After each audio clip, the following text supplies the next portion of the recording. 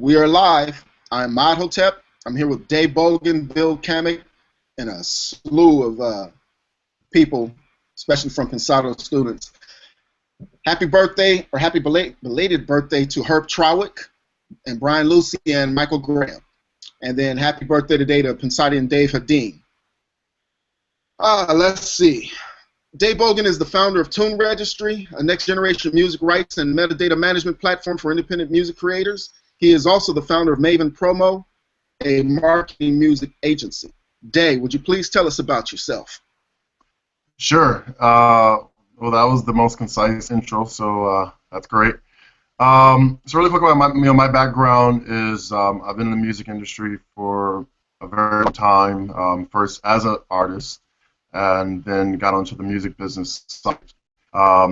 I've owned an independent label. I've owned an independent publishing company. I've had an artist management company. We represented over 24 acts across the U.S. as well as doing some stuff overseas. I've also worked in the corporate America side. I was the VP of Marketing and Strategic Partnerships of Chic Shoes, which is a urban streetwear retail chain. There I also developed their music program where I oversaw all digital and physical music sales, as well as our music partnerships, label partnerships, artist promotions, sponsorships, endorsements, tour sponsorships, all that stuff.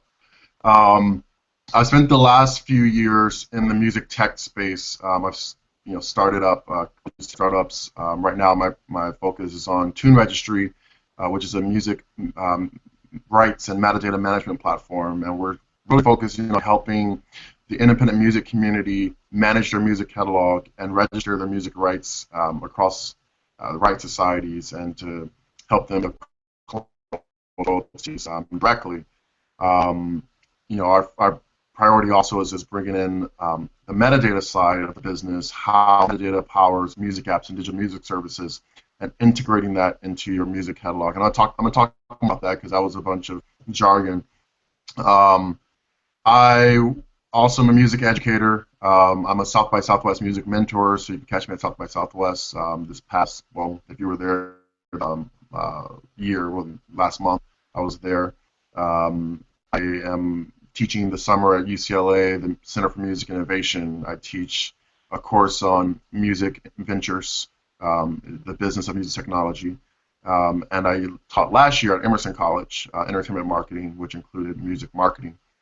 I've been cited in a number of textbooks as well as online. I write for a couple of websites. I've written for CD Baby. I've written for Hypebot and a number of other sites. Basically, my focus right now is on the independent music community, how the independent music community captures and controls its rights to increase your income streams. I have a strong background in music marketing, although that's not my focus right now. I do own an in-store music video network, which is in 150 retail stores in the U.S. And we're one of the only platforms that promote independent artists. We break up-and-coming hip-hop and R&B artists, regardless if you're with a major label or not. And that's Maven Promo, mavenpromo.com. So, yeah, I'll probably touch on other things that I do based on the questions you guys asked me. I saw recently a post that you did where it was about putting music in stores. What is it that you have going on right now? You can put music in stores? So in 2008, I was hired as a director of marketing of Chic Shoes. And if anyone lives on the West Coast, you should have heard of Chic Shoes by now. It's pretty much the #1 urban retail chain. All the top sneakers and urban apparel. And my role there was to oversee all marketing, events, advertising, whatnot.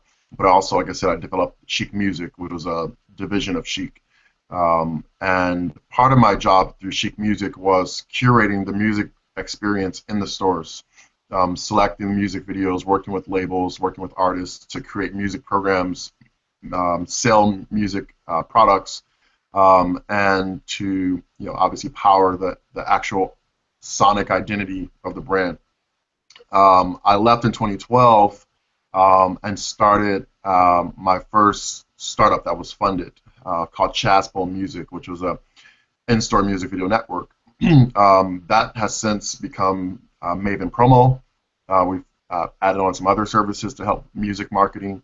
And Maven Promo, we have a program called Music and Retail, where independent artists can submit their music. There's a very small fee, but you can get your music on our network. We have what's called high rotation promotion. So your video plays up to 6 times per day, every day for the entire month. We have about around 3 million eyeballs a month, and that's the foot traffic in the malls and the stores. And it's mostly teenagers and young adults.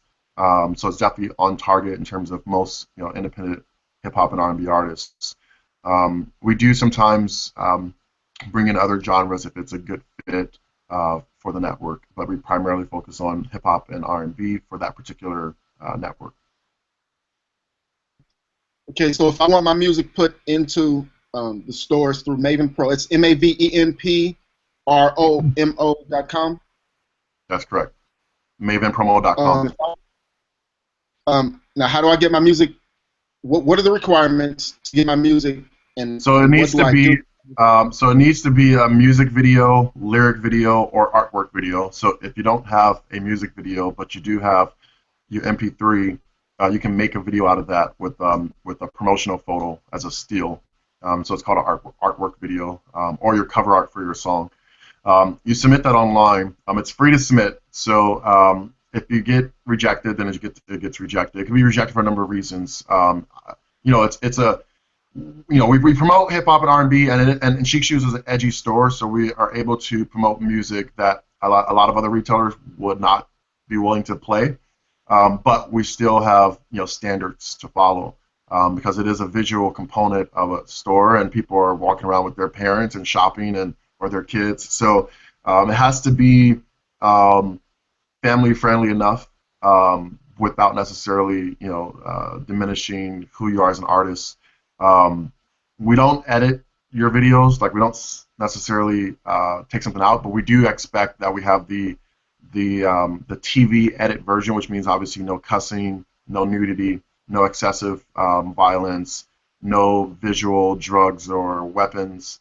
Other than that, we get pretty edgy. So your music video plays alongside the top hip hop and R&B artists, and it plays 6 times a day. I've been told many times that independent artists who use our service increase their traffic to their social media because people hear the song in the store and they want to find out who is this artist, and they search for them. We've been sent screenshots. As a matter of fact, if you go to Instagram or Twitter, specifically Instagram, because a lot of screenshots, and if you search the hashtag ChiekTV, which is SHIEKH TV, you will find posts from independent artists who use our service, as well as sometimes consumers who discovered artists on our network. So definitely check it out. You go to MavenPromo.com. That's where the submission process begins. If it's accepted, you'll get a notification. Again, there's a small fee. It's around a penny per play, and it's certainly much less than a promotion for radio, even for broadcast TV. But we get again about 3 million to 5 million eyeballs depending on the month.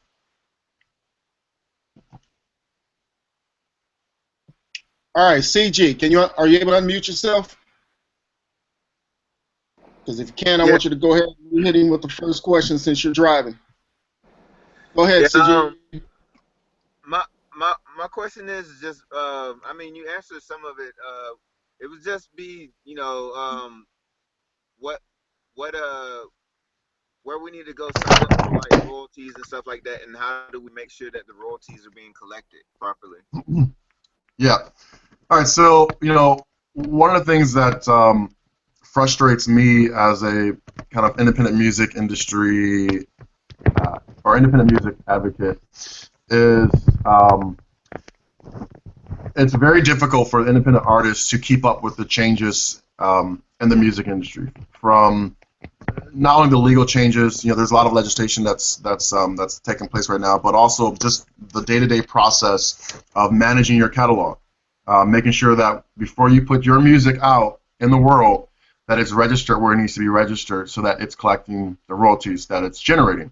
What a lot of independent artists don't understand is that even if you're not selling your music, it could be generating 5 different royalty streams just by putting it online, depending on the platform. And the only way you can collect that money that it's already earning is if that music is registered with the societies that's collecting those royalties. So, for example, you put your music on, Spotify, for example, or YouTube or SoundCloud.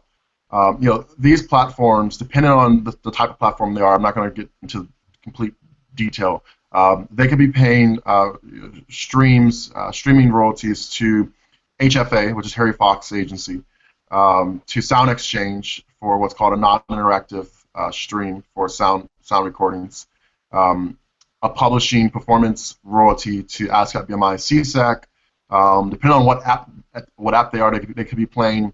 They could be playing music reports or a streaming mechanical.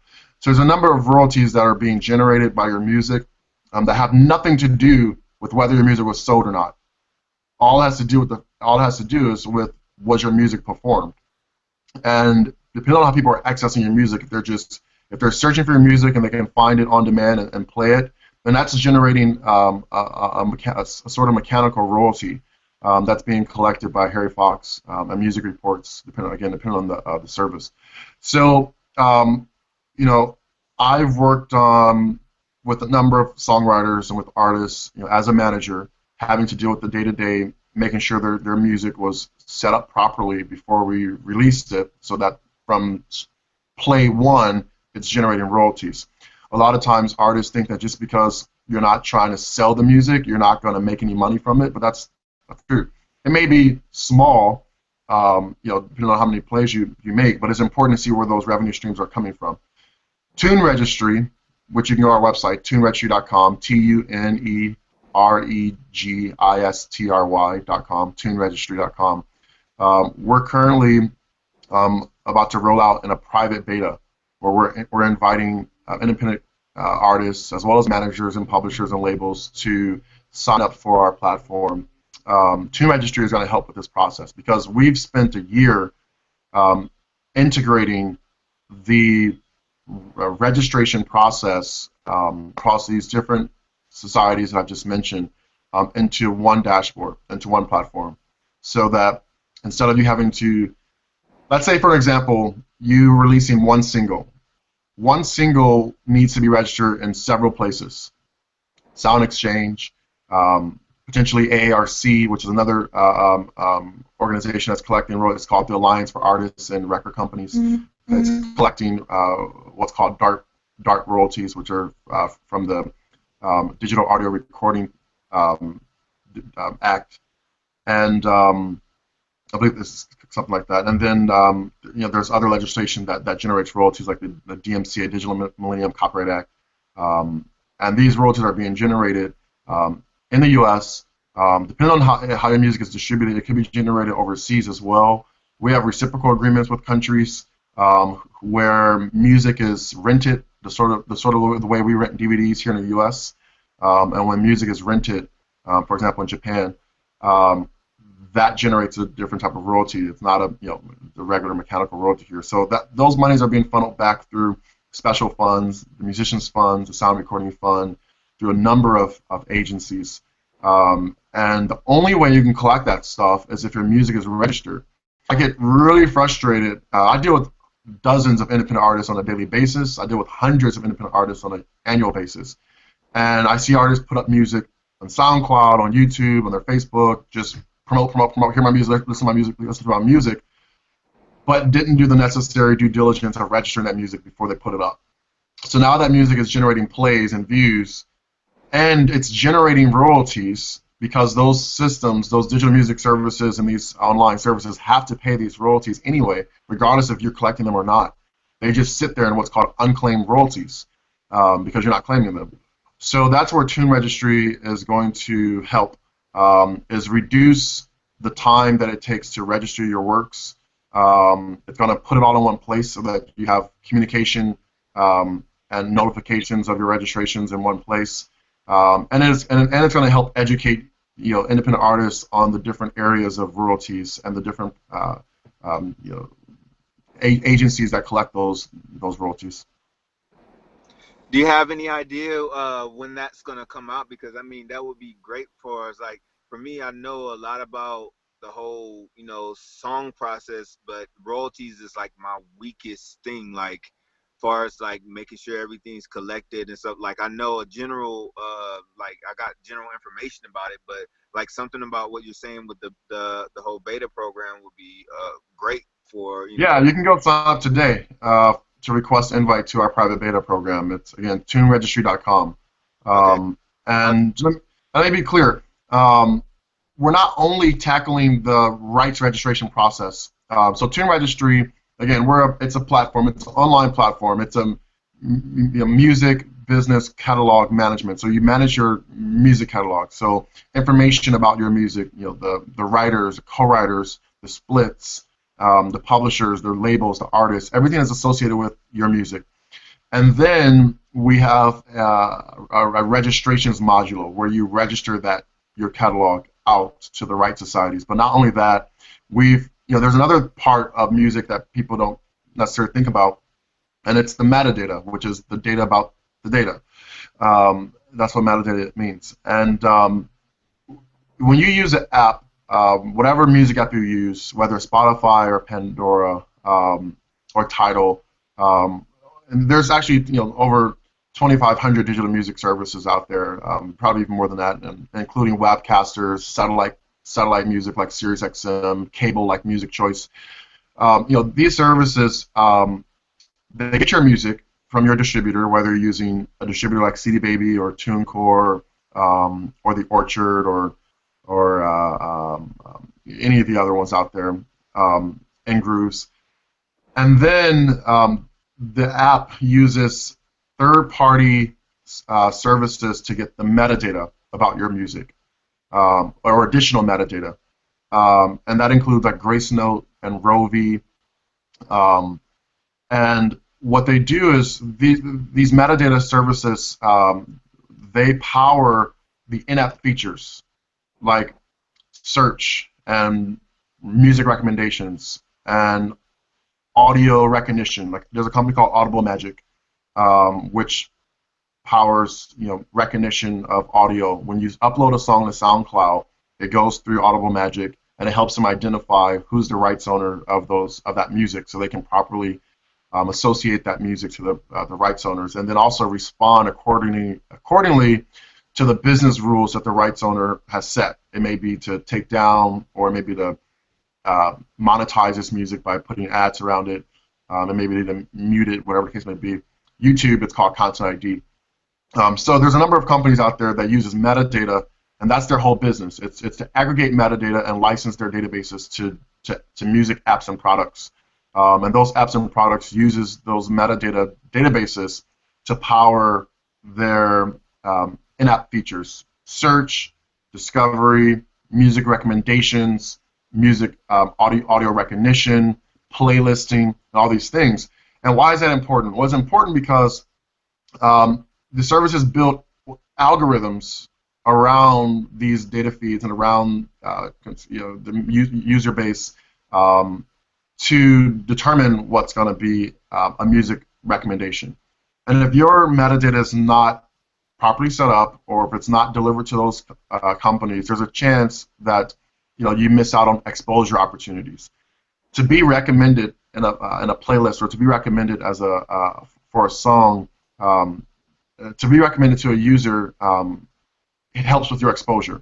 So by not having that by not having that metadata in those databases, you're losing out on exposure opportunities. If someone goes into a store, for example, a chic shoe store, and they watch my network with the music playing on there, and again, we promote independent artists, but then they go to try to figure out, what is the title of that song and who's the artist, and they go to Shazam it or SoundHound it, and you don't come up. You're not detectable. That's because your metadata is, and the audio has not been sent over to SoundHound and Shazam. So we've integrated that part too. I guess that was the whole rant there, is that we've integrated the metadata delivery part as well. So it's not just registrations for rights and royalties, but also submitting your metadata to the digital asset services supply companies that supply the music apps with metadata. We also have in there a way for you to submit your titles to BDS Radio, Mediabase, Radio Wave, which all these companies are doing airplay monitoring for radio, and then they influence the charts, Billboard charts, USA Today charts, America Top 40 charts, radio charts. So we put in a lot of time integrating with a lot of different categories of entities that have to receive your data and then do something with your data. And they could be informing charts. They could be informing playlists for radio. It can be informing revenue distributions for streaming royalties. All kinds of things. So it's all in TuneRegistry. And again, you can sign up at TuneRegistry.com for our private beta. Yeah, I'm doing that now. Thanks. Sure. Okay, my question is, you said something very interesting when you started mentioning Pandora and all of those streams. So I do have music that does play on Pandora, but about a year ago, I received not one but 2 royalty checks from my account. I have BMI, and it was for a song that I didn't even release. So I found that very interesting. That I'm like, okay, I'm receiving 2 royalty checks that I don't know how it got leaked. I don't know how it even got heard of. But I'm like, okay, so they're sending me 2 royalty checks, and I wanted to question it, like, well, how in the heck did they, get this information, and why am I receiving a royalty check for this? But long story short, I ended up finding out that it was a song of mine that I did a few years ago. Had no idea, forgot totally all about it, but it's being really popular across seas. So I was like, oh, okay, but I've been checking, like, my statements and everything regularly, but I've never thought about this song. So does this platform also go across seas to, like, keep track of that, or is that just U.S. based? So one thing that alarmed me is that you said you received royalty checks from BMI for Pandora. Have you received any royalty checks from Sound Exchange? No. No. Have you registered with Sound Exchange? Yes. Yeah.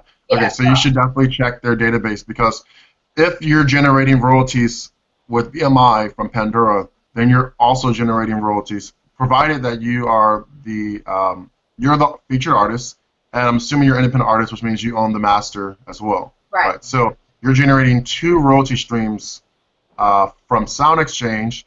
You're generating a royalty stream from Pandora. I'm sorry, from BMI. And technically, you're probably your own publisher too, right? Yes. So you're generating 4 royalty streams. So you should have been getting more than 2 checks. So you're the rights owner to the master. You're the featured artist. I mean, you are the ideal candidate for TuneRegistry. Okay. That's what we like is independent artists who are completely unsigned, who are releasing their music commercially, and who are generating enough plays to generate royalties. So you're the ideal candidate. You should definitely reach out to me offline for sure. Okay. But I feel like you may have royalties that you have not collected. If you're collecting from Pandora via BMI, then there may be some other royalties that you haven't collected. But anyway, to answer your question is how did they get your music? Well, you had to have released it somewhere, or may have submitted it to Pandora and maybe you forgot.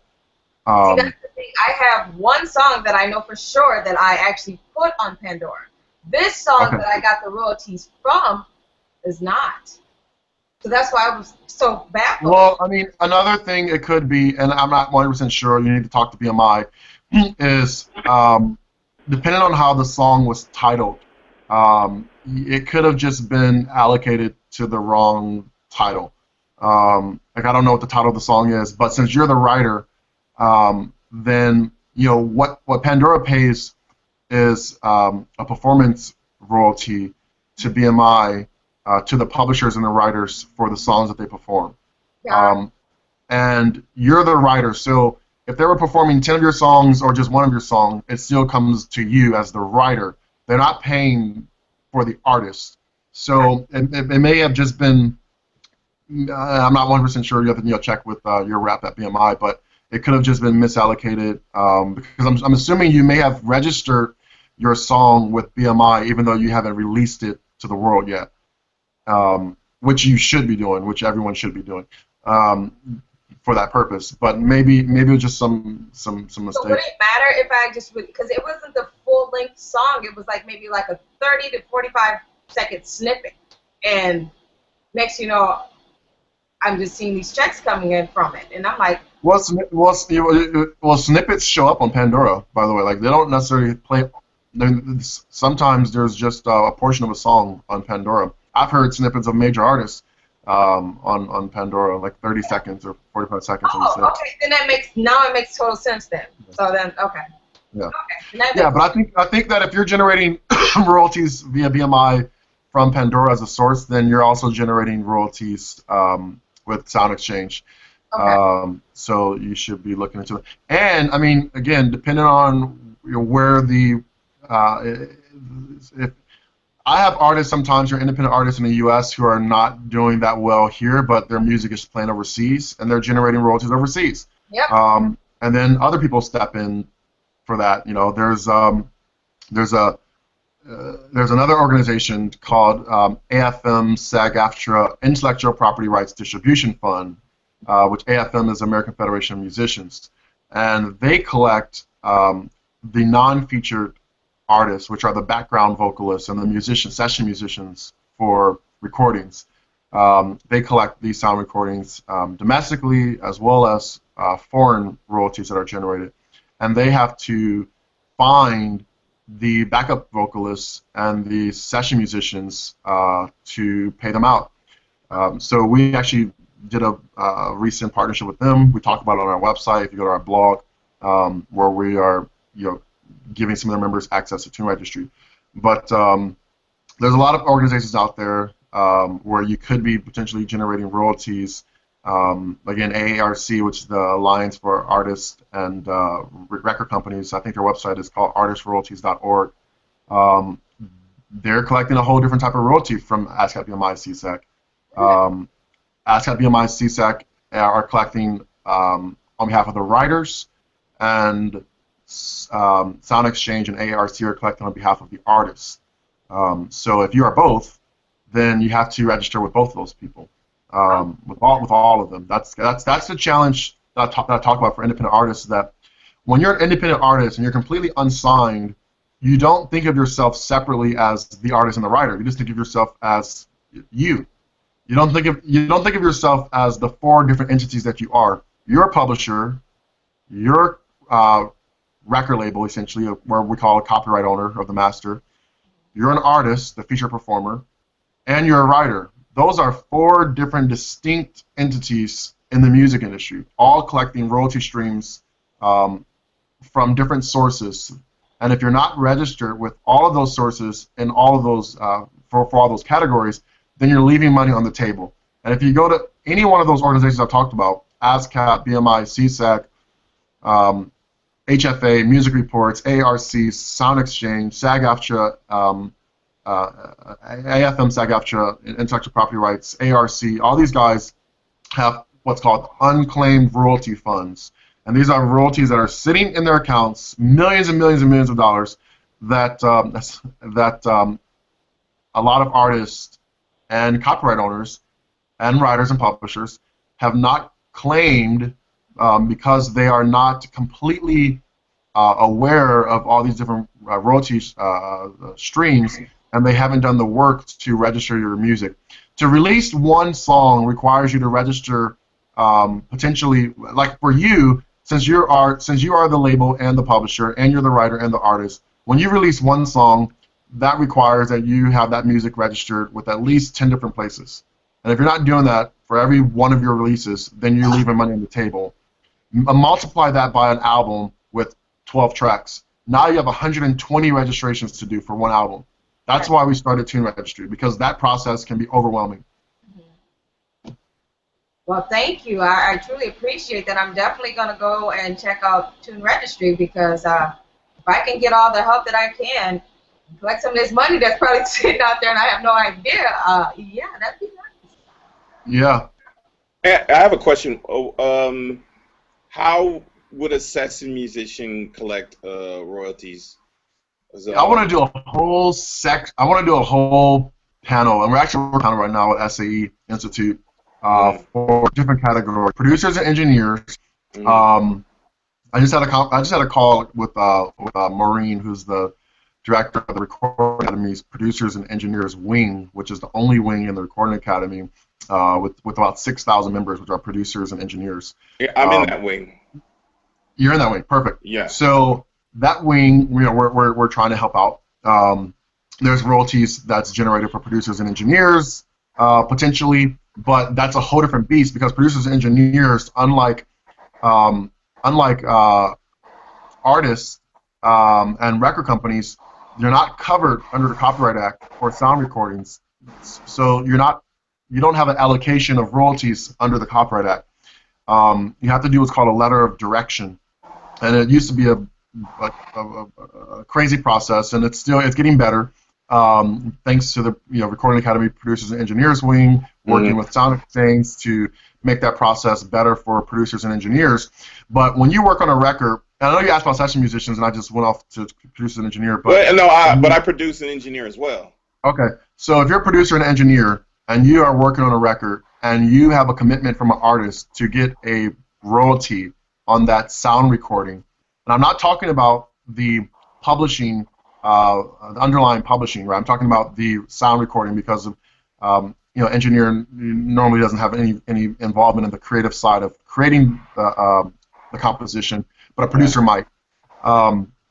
You have to get what's called a letter of direction, and you have to get this from the artist. Now, I recommend that if you're producing an artist, in your production agreement, you have a stipulation that requires the artist to complete a letter of direction, to deliver the letter of direction to Sound Exchange or to you or your manager to be delivered to Sound Exchange. And what's really key in the letter of direction is what's called the effective date. The effective date of when Sound Exchange can collect royalties and distribute them, or collect royalties on your behalf. So the effective date needs to be the day of the release. So that needs to be done. It needs to be sent to Sound Exchange. Sound Exchange has a new membership category now, which they didn't have before, but thanks again to the Recording Academy Producers and Engineers Wing, they have a new category called Creative Affiliates Program, and it's for producers and engineers, where you can become a member of Sound Exchange now. Before, you could only become a member of Sound Exchange if you're a featured artist or a record label. Now, as a producer engineer, you can become a member of Sound Exchange. But Sound Exchange doesn't do they don't collect royalties for session musicians. I called them and they don't. Let me finish. So producers, engineers, you have to get the allocation of royalty. There's some legislation right now that's being pushed in the Capitol, called the allocation. I think it's called the Allocation for Music Producers (AMP). It's a legislation that's going to have an amendment to the Copyright Act that spells out that producers should get an allocation of, or there should be a process in place, because there's no law there's nothing in the Copyright Act that requires Sound Exchange to allocate royalties to producers and engineers. So that's all in the works. Now on the session musician side, and by session musicians, I also mean backup vocalists. So if you're a background vocalist, if you're if you're just playing keys on a record, guitar on a record, Now those monies are paid out by the AFM and SAG-AFTRA Intellectual Property Rights Distribution Fund. Okay. So when we talked about Pandora, for example, if you have music, if there's music being played on Pandora and you played the drums on that music, on that record, then the royalties that's being generated by that is being collected by Sound Exchange, but that portion of it, which is 5% of what's being collected. The way it's broken down is Sound Exchange collects the money, 50% goes to the master copyright owner, which is typically the record label, or if you're an independent artist, you're also the record label. 45% goes to the non-featured artist, and then, 45% goes to the featured artist, which is the actual artist on the record. Of that 45%, a portion should be allocated to the producer and engineer, again, depending on your letter of direction. And then the last 5%, that goes to the non-featured artists, performers, non-featured performers, which are the session musicians and the background vocalists. That money is sent over to the AFM and SAG-AFTRA Intellectual Property Rights Distribution Fund. They also collect money for symphonic. They have a symphonic division, which are collecting for musicians and orchestras and musicians who play on film scores. They're also collecting international royalties through what's called reciprocal rights. They're collecting for DART royalties, which are royalties that are paid by companies that develop audio recording devices and audio recording media, like blank CDs, for example. Right. So all that goes to for a background singer. If you're a background singer or a session musician, you are generating royalties that are stipulated for you by our legislation, and it is allocated to you. But that is being collected by the AFM SAG-AFTRA Intellectual Property Rights Distribution Fund. Okay. And they do have a website. As a matter of fact, if you go to TuneRegistry.com and go to our blog, we just did again a partnership with them to offer access to our service for background vocalists and session musicians who are members of that. So you do not need to be in the union. By the way, some people think, oh well, it's AFM SAG-AFTRA. I'm not in the union. No, they don't. You don't need to be in a union to collect those royalties. If you have royalties generated that they've identified, and you are not in AFM or not in SAG-AFTRA, you can still collect your royalties. So there's more details, but you can find it on their website or by. But TuneRegistry will help me session musicians as well, right? Well, so they're a little bit of an anomaly. Okay.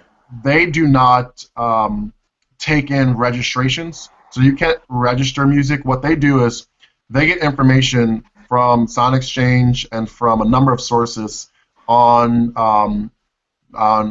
music performance, and then they do the research themselves to figure out where are the credits on this music.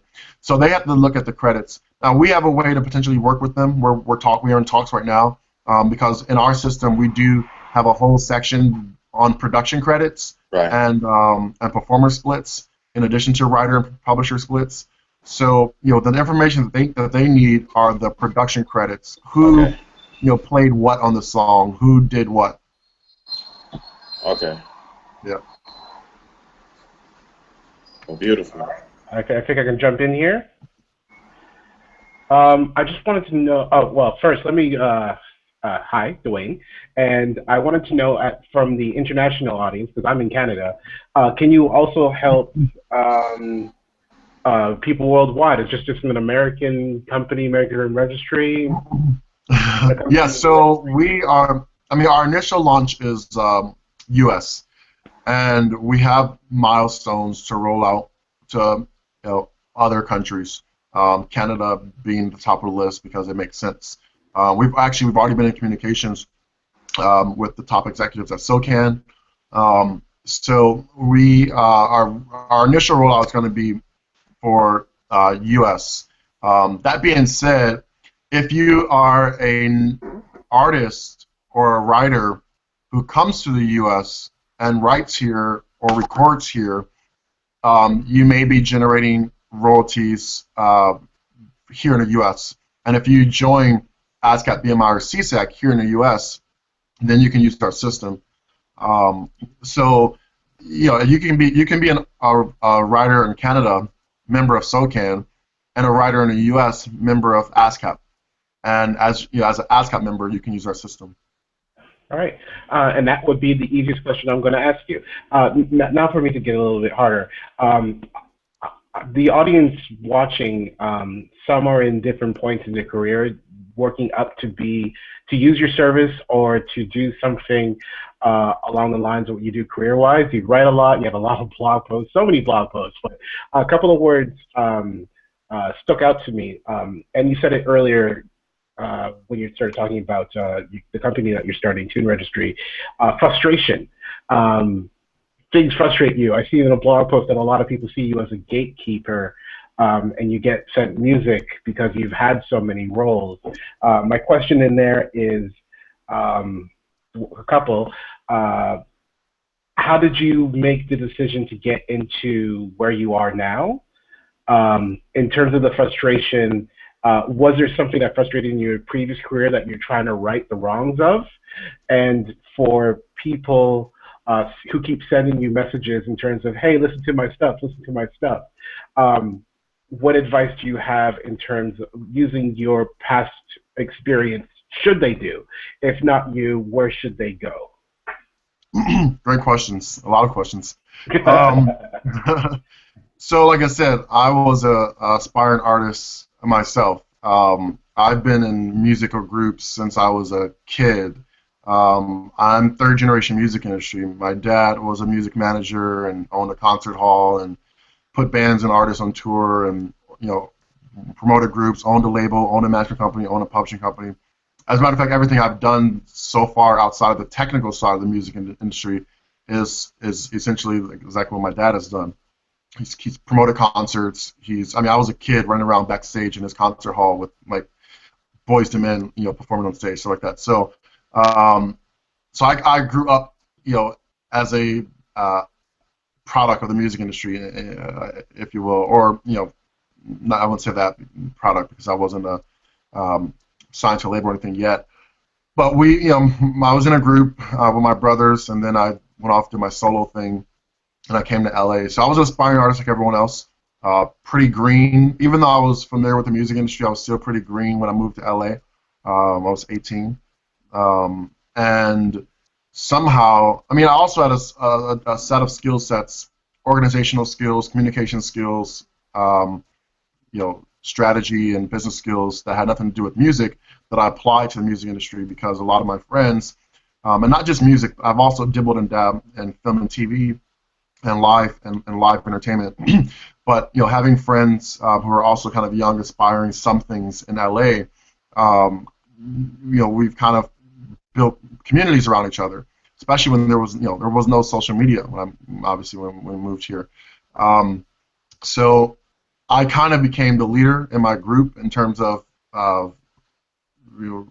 trying to understand what was happening in the entertainment industry.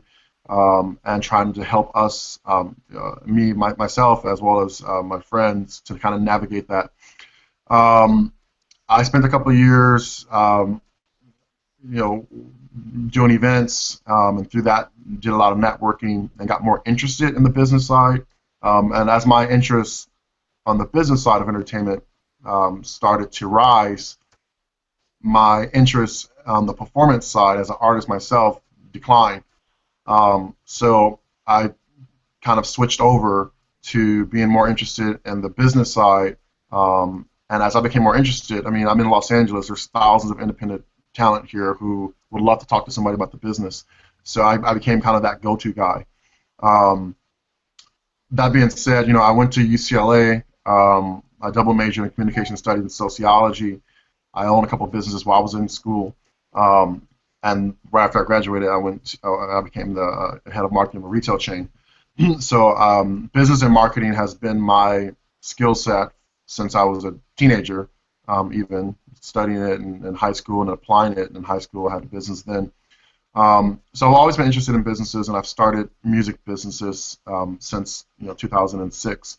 The other question you asked was my frustration.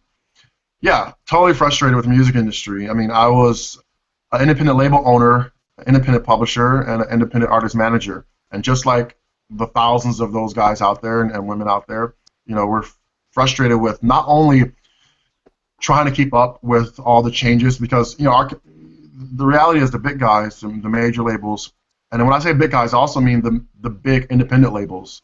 They have a lot of resources, right? They have, a lot of days at their company who can specialize in just film and TV, right? Just film and TV licensing only, and that's all they're worried about. We're have to worry about that and reciprocal agreements and neighboring rights overseas, like all these different things.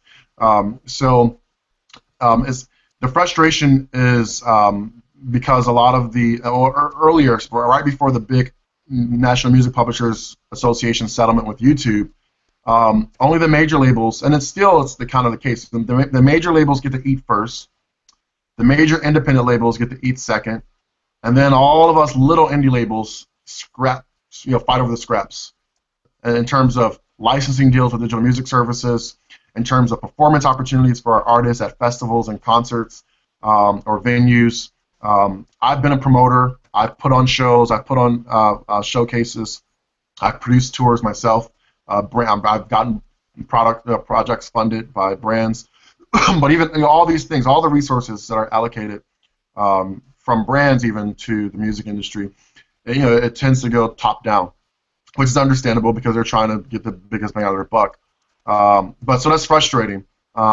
And then also, again, the tools that we have access to as independent music creators and independent music rights owners were limited because they were so expensive, right? There's versions of TuneRegistry out there. They've been around for years, but they're thousands of dollars a month, and only people who can afford them are major labels, right? Like an independent band, an independent label can't afford some of the technologies that have existed for years to help streamline the administration of master catalogs and the administration of publishing catalogs. So that's why I've started TuneRegistry, is that we've been frustrated with the fragmented music industry, the insufficiencies in regards to how registrations happen. They're not streamlined. There's no consistency from platform to platform. There's no one wants to share data. It's hard to access data. Not only the right side, but also how your data performs in the music ecosystem.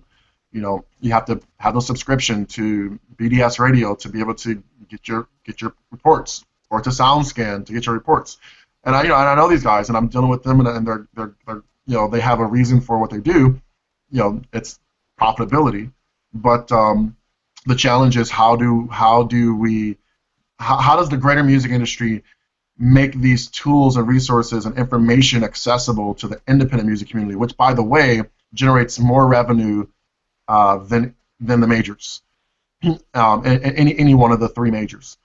So that's why I was frustrated, is that getting in the business side, looking deeply into how things are operating and understanding why independent labels fail, not just because of music and because of money, but because it's really difficult to keep up and to keep in or be a part of the kind of be a part of the who knows what stuff. And then lastly, your question was about how I respond to independent artists. It's really interesting. I put a blog out recently about not sending me messages about your music, but rather sending me business questions, because I'm a music business guy. I don't like to give creative feedback because I stand by the advice I give. I do a lot of conferences. I've contributed to books. I write articles. This is all the knowledge that I have from experience, and all the knowledge that I'm able to generate through my own personal research and studies. I have a master's degree in music industry administration from CSUN, and I don't like to give advice if I'm not an expert in the subject. So when artists message me to listen to their music and give them feedback, what they want to know is the music good, right? Or if it's not good, can you tell me what's not good about it from a creative standpoint? And the reality is I'm not a music producer and I'm not a songwriter. So I don't like to give creative feedback when that's not my expertise. Even as an artist, I was only a performer. I couldn't, I didn't write anything. And I think I didn't give myself the chance to really develop my writing skills, to be honest, but the fact is I didn't write anything. So when I managed songwriters and when I managed artists, I could give them some feedback, but with a grain of salt, right? My focus is talk to me about your music marketing release strategy. How are you going to get this out? Let's talk about that. I don't want to give feedback on was this hook good or not. I'm not an A&R, and I'm not a producer or a writer, so I try not to get involved with giving creative feedback. I'm highly focused on the business side of music, and we can talk about that for hours.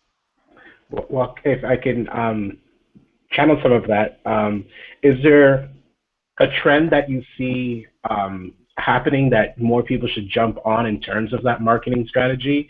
Is there something that people can do that's beyond what the average does, that's doable for the independent artist?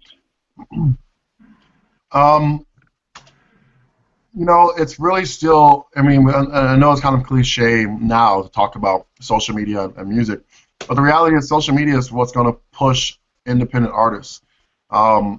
Building an audience online. There's an artist named Dizzy Wright, who's an independent hip-hop artist under Funk Valium, although they've recently broke up. But he went through this talent search that I produced for Reebok several years ago, and through that was discovered by Funk Valium. He had a huge, he had some songs online. He's a super independent artist from Las Vegas. Had some songs, and he did some shows locally, put it up online. And you read the comments, people from all over the world, like teens from Germany were like, oh my God, when are you coming here to perform here? I really like this stuff, all over the world. And I thought, like, this is crazy. This is some 19-year-old, kid in Las Vegas doing shows locally and putting music up online and probably doing shows for free. And the response by teens around the world is just crazy. You can't buy that. There's no amount of money that a record label can put into an artist that's going to create authenticity. That's going to create an organic connection between an artist and a music fan. You can fluff. You can put people in a position to be discovered. Money can do that. Money can get your music exposed. I put artists on tours, and via my relationships as a sponsor, I've been able to tie in and say, well, I'm going to sponsor that, but I want to make sure my artist gets a 15-minute set. Right? Or when I manage DJs, well, I'm gonna be involved with that. I'll throw some money on that, but I want to make sure my DJ gets set. And that happens all the time. That's politics, right? But that doesn't mean the fans are gonna hold on to that. They're not gonna necessarily just like them just because you put them in their face. Mm-hmm. So what I like about social media is that it's cheap, it's brutally honest, it's organic, and it's a way for you to kind of gauge. How does the music community? This is a sample size of the music community. This is a sample size of the public, the general public. How do they respond to my music? And you may not like their response, which is honest, but I think that social media is a tool. That being said, there are strategies for online marketing. Now I'm gonna do a shameless plug. There's a book called Music 4.0, right? A survival guide for making music in the internet age. This book is by Bobby Owsinski. It's a pretty thick textbook. He's written over 21 books. I'm one of the contributors to the book in the social media section, specifically on social media marketing. I'd highly recommend. You can go to my website, daeboganmusic.com, and I have that book on there. You can get it from Amazon. But it's a really good book on navigating marketing music in the internet age, in terms of strategies for Facebook and YouTube and Instagram and Twitter and everything. So I definitely recommend checking that out. Two more questions in there. I'm not sure if that's been part of the book, if you can give us some of the secret sauce. I just wanted to know what your thoughts are on Snapchat. I'm working with an artist now whose Snapchat, I think she's over 2,000 followers so far, and growing from her 27 on Twitter. 27,000. Is there any, do you have any insight on this new... On Snapchat? Yeah, to be Snapchat. honest, and it's funny, I've just talked to someone about this before. You know, I teach marketing. Well, I used to teach marketing, and social media marketing is a component of what I taught. But Snapchat is a new platform, so I'm not an expert in that. I actually brought someone in as a speaker who has a company called Brandslip, who works with artists to help them create campaigns on Vine and Snapchat and Instagram, whatever. But so I don't really have any insightful feedback about Snapchat, to be honest. I'm not a huge Snapchat user. I did use it a lot when I was at South by Southwest because I wanted to start using it more, and I thought that was the best way to launch myself on the Snapchat was at a music conference and a music festival. And I'm going to use it again later this month at Collision, which is a conference I'm at in New Orleans. Can I steer you into then a platform you do use a lot, and you would recommend people invest hours in a day to? Well, yeah. I mean, Facebook. What I love about Facebook now is the live video feature. It's we all know now that Facebook. When you have a Facebook page, you can't reach all of your followers on your page unless you pay for it, right? That's their incentive to make money.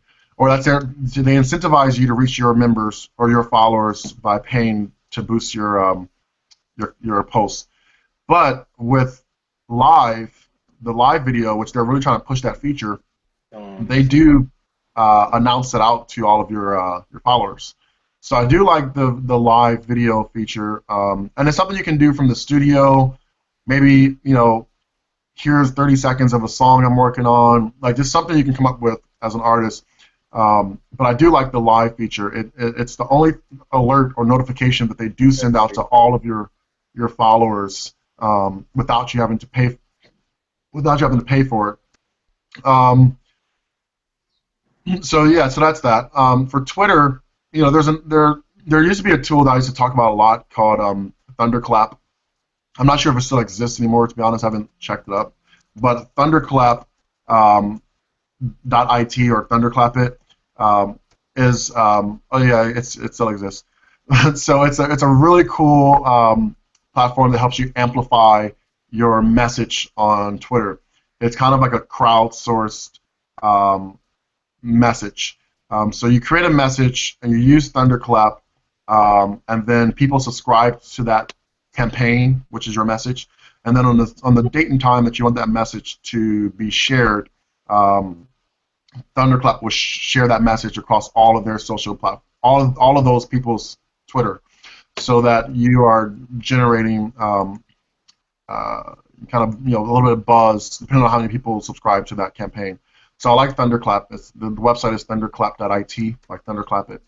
And there's some other tools out there. One I used to use a lot called Social Blade, which was a social media tool that allow you to exchange free music or whatever you're going to do for likes or follows or comments or whatever the case may be. There's some other tools like that out there now. Promo Simple to create campaigns and promotions on your social media. Well, but I mean, really, again, at the end of the day, it's all about authenticity.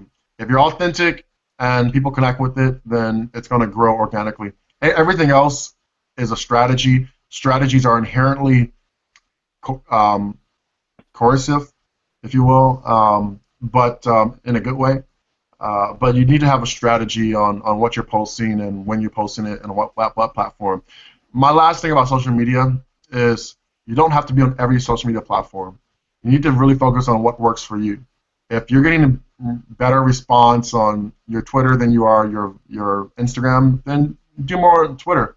If you're getting better response on Instagram than your Facebook, then do more on Instagram, even though they're the same company now. it's just important to make sure you use the platform that works best for you. You don't have to be everywhere. So to that, is there no platform that's completely dead that you're just like, don't do that? No, no, and some people say MySpace, and I'm full disclaimer. If you read this book, Music 4.0, I talk about MySpace because I've worked with them on some stuff. But MySpace is still alive and active, and people are using it. It may not be in the U.S., but overseas. There's social media platforms in other countries that we don't use here that are huge overseas. So I think you have to just use what works for you and what works for your audience. If you're getting engagement on Instagram and not a lot of engagement on Twitter, then just focus on your Instagram. It's really it's really difficult for anyone, any personality to be highly engaged across all platforms in an organic way for that particular platform, because the way you're supposed to use platforms should be specific to that platform. Instagram is a window into your daily life from a visual standpoint, whereas Twitter is a mini blog. So trying to just syndicate something, like if you post a picture on Instagram, you can probably do 1 or 2 hashtags, and that's it. Maybe you don't do a whole caption, because the purpose of it is the visual element. But if you syndicate that to Twitter, and then you post a tweet with just 2 hashtags, that means nothing in the Twitterverse, because Twitter is a mini blog, is a micro blog. So you don't have any context, and there's no subject, there's no nothing. You're not getting a point across in the way that Twitter should be used. So there's a lot of tools out there like Hootsuite, which I think is great for managing all your social media. But it's important to manage your social media in a way that's appropriate for each platform, and that's authentic to your audience on those platforms. And to speak on some experience running Maven Promo, what should be your markers of success? Like, how do you build that scale to say, hey, I'm doing well because I have this, and this? What are those things? So we call those. So there's metrics, and we call them what's called KPI. That's the digital marketing term, KPI, key performance indicators. And key performance indicators are the metrics that are informing your business decisions. So, for example, we might do a campaign across your social media, whether it's a paid campaign or an organic campaign. And there's different metrics. Metrics is basically the units that what are you measuring? That's what a metric. Like, what are you measuring about this campaign? Is it clicks? Is it views? Is it shares? Is it engagement, meaning comments? Are we measuring the click-through from the post to your web page? Are we measuring the downloads? Are we measuring the conversions between the two? There's a bunch of different metrics that you can measure. What's the most important one? Well, the important one depends on the objective of the campaign. That's where the KPI comes from. So a metric is just a category of information that you're measuring. That's what a metric is. Like I just explained, clicks, follow, share. What a KPI, key performance indicator, that depends on what the objective is of the campaign. For example, if my objective is to get people to sign up for my e-newsletter, then the metric of how many people view the flyer is not as important as how many people clicked on the flyer, because the KPI is the click. So it's important to know the difference. I just see that Corey Jacobs, you put your name into the Unclaimed Royalties and saw your name. Yes. I love hearing that. I was blown away. I was like, let me put my name in here. And it's under sound recording and audio visual. Yep. Now let me explain what that is.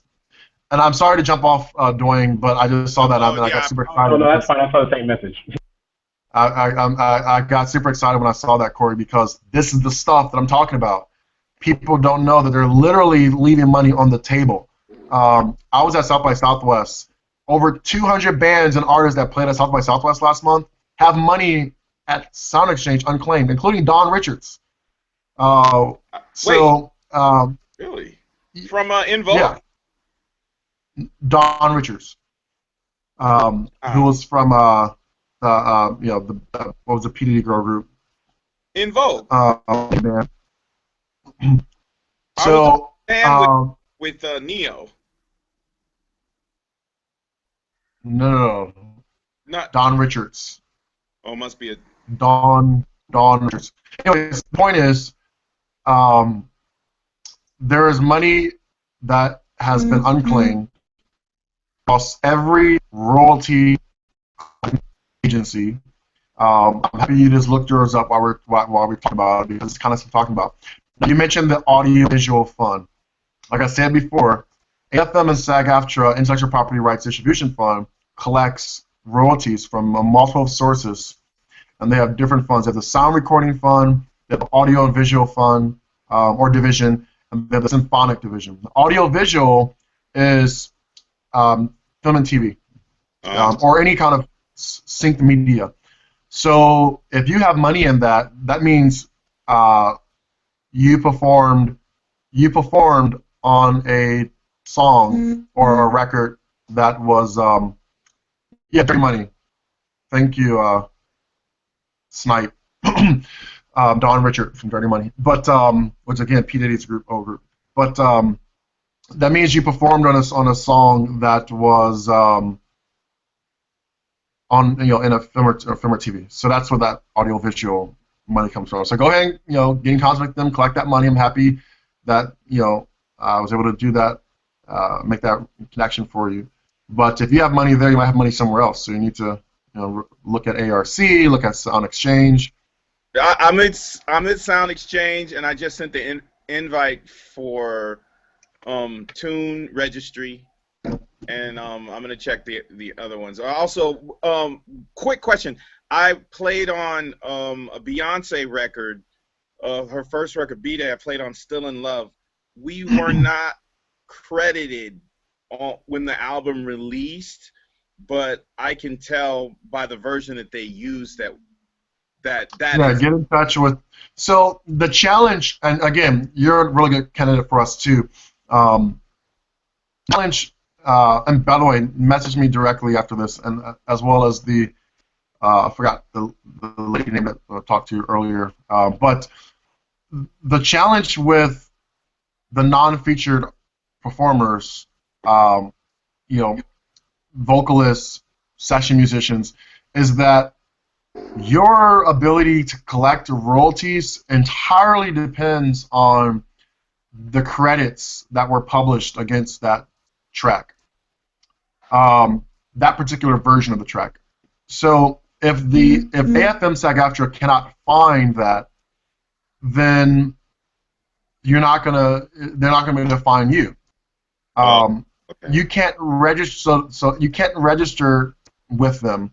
You can't register music with them. You can sign up to collect your royalties, but you can't register music with them, which means you can't submit, for example, your own credits. It has to be published. There's nothing I can do about that. Well, yeah, there's something you can do about that. You're still entitled to your royalties. You just need to do the due diligence of saying, hey, I played on this, and this is how I can prove it. Okay. You can do that, but I'm just saying they don't have a system in place where you can just go and register your catalog or your repertoire like everyone else does, like Sound Exchange does and ARC does. Right. Yeah. But as a musician, if you played on records, you need to be collecting royalties from them. They should be able to send you a check. And let me just tell you, some of these royalty streams are indefinite. It's forever. There's another society called the Film Musicians Secondary Market Fund, and what they do is they collect money. You were a session musician on a song or some music that was synced to a film, and that film was released commercially here in the U.S. on big screen. And then later down the road, that film switches over to Netflix or TV or home DVD.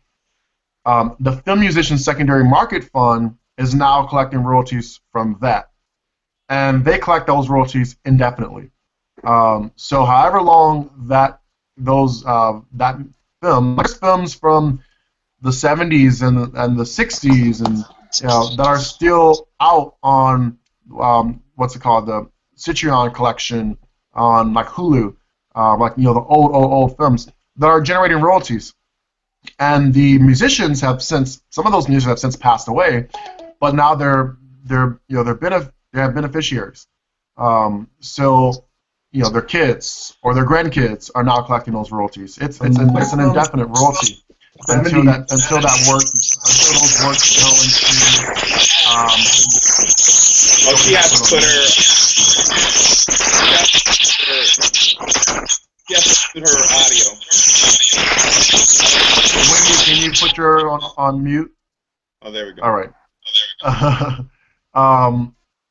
So that's an indefinite royalty as long as those works are not in public domain, because once they're in public domain, they're no longer generating royalties. Well, that's really good to know.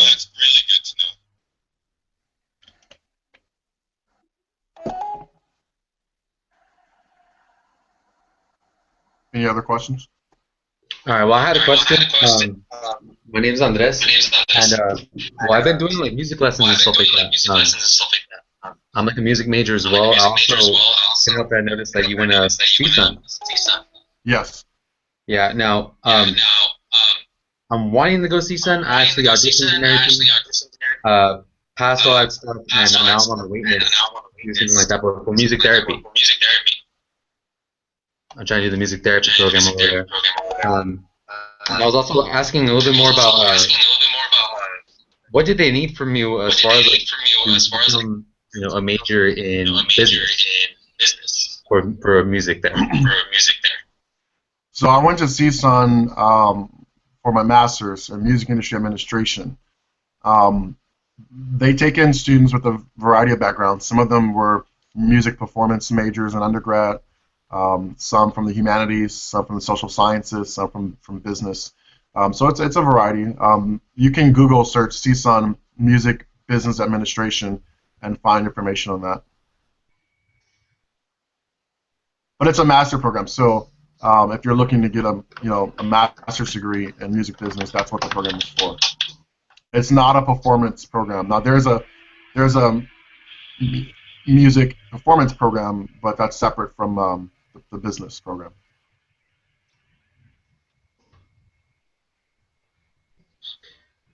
One moment, okay, hold on. I lost you.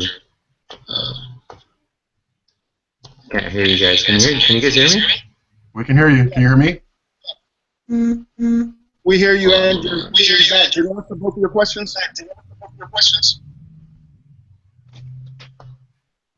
Yeah, I can't hear you guys at all. Let's see.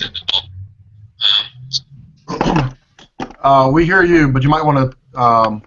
Here, I'm gonna have to come back really quick. Be right back. Okay, who has? Someone else wants to jump in? As a matter of fact, Morris. Morris, would you unmute and ask a question?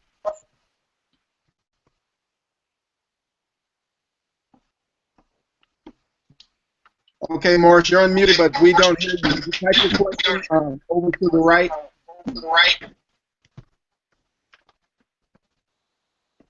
Okay, I'm getting bad feedback here. It's okay.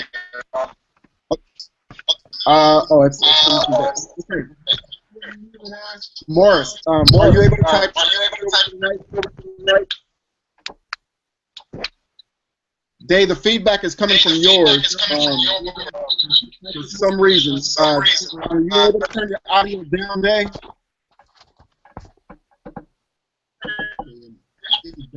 Normally we get this feedback if you have multiple browsers open, but I doubt you have multiple browsers open.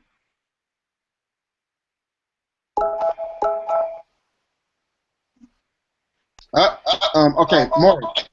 Dave, the feedback is coming from yours. Okay, I see you. I see you, Morris. Just type your message over there. Right? Just type your message over there. Who else had a question today? Normally with this feedback, if you have multiple browsers open, but I doubt you have multiple browsers open. And Snipes, you gotta get rid of your YouTube. Your YouTube is feedback, Snipe. Okay, Mark. Okay, I see you. I see you, Morris. Okay, everybody who comes in who's been watching on YouTube, when you come in, you have to mute yourself, and we'll get bad feedback, and I'll have to get you.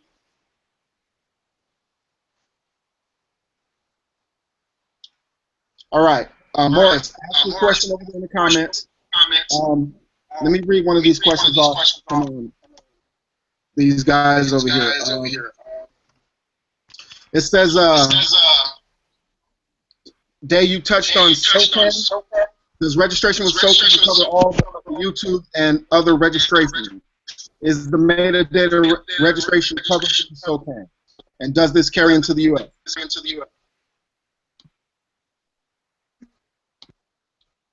Hold on one second.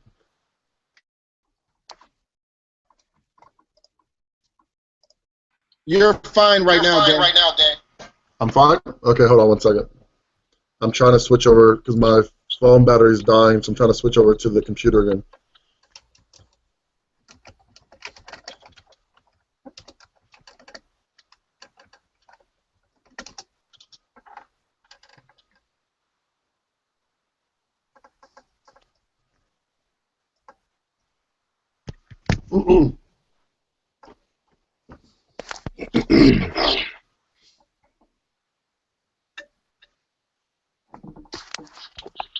Okay, hold on one second. It says the video call is full. Can you hear me? Yes. Can you see? You'll have to go out and come back in. Let's see. We need people 1, 2, 3, 4, 5. Yeah, all you do, Dae, is you go out. You just close yourself out, and then you come back in on your computer. If you're trying to come in on a different device. Yeah, I'm trying to just get off of my phone because it's glitching up because the battery has been drained by this session. I'll send you the link to join on YouTube again, on Facebook again. Okay. All right, let's see.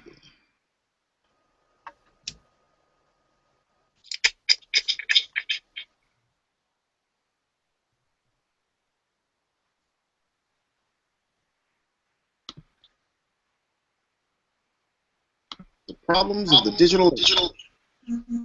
Yeah. All right. Let's see something.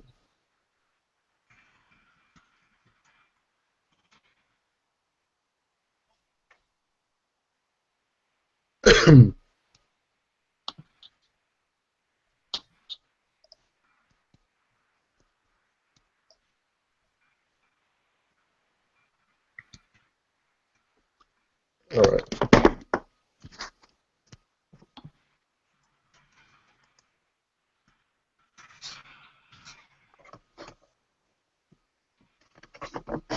Dae, I've just sent you the link to join again.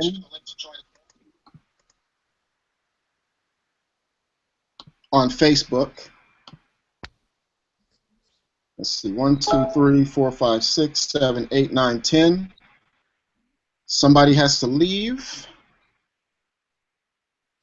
Hallie, are you still here? Hold on 1 second. Hallie, are you still here? All right, Hallie's not here. I'm gonna eject Hallie. Oh, there she is. Yep, she's here. Right here. Yeah, man, I was waiting on you, sis. I was Okay, now Snipe. Would you exit and then come back in a little later? We gotta get Dae going over here. All right, no thanks, problem. Bro. Wait, Snipe. What was your question? It was about the 750 SoundCloud follow. Let me type it in. I'll just type it and send it in so he can get back in. Okay. Would you type it in before you leave? Are you able to type it in on the messages over here? Yeah, I typed it in already. It's up at the top. I'll copy and put it in again. Okay. All right. Okay, cool. All right. All right, everybody watching, don't come in. Snipe's going to leave. Dae's going to exit. Dae's going to come in. All right, he's back. All right. Dae, we got you, bro. All right, can you hear me? Yep, we got you. Finally. It was like this call is full. You can't get back in. All right, Snipe, come on back in. If you see it, come on back in. Okay, so Dae, what do you remember what the last thing you were saying was? No, I don't. Let's see. I'm through. Okay, Morris, go ahead. That's right. He can't talk. Morris says, right now the cheer dance music world uses remixes of copyrighted content. One of the most major competitions has issued new rules regarding what music can be used and how it can be played. This is tricky stuff because it crosses over between master use rights, sync rights, and pro licensing. He wants to know, can you speak on that? You said what competition? You know how when you like if my daughter is in cheerleading and we do remixes for the cheers. Okay, yeah. So that's called derivative works. A remix is a derivative work, and it requires a license from the copyright owners of that original work. Now, there may be an organization or a company that exists that has already pre-cleared those tracks for for use. Maybe it's some kind of a music library that's specific to cheerleading. I don't know. I don't really know that industry, so I don't know how the industry operates as far as cheer dance.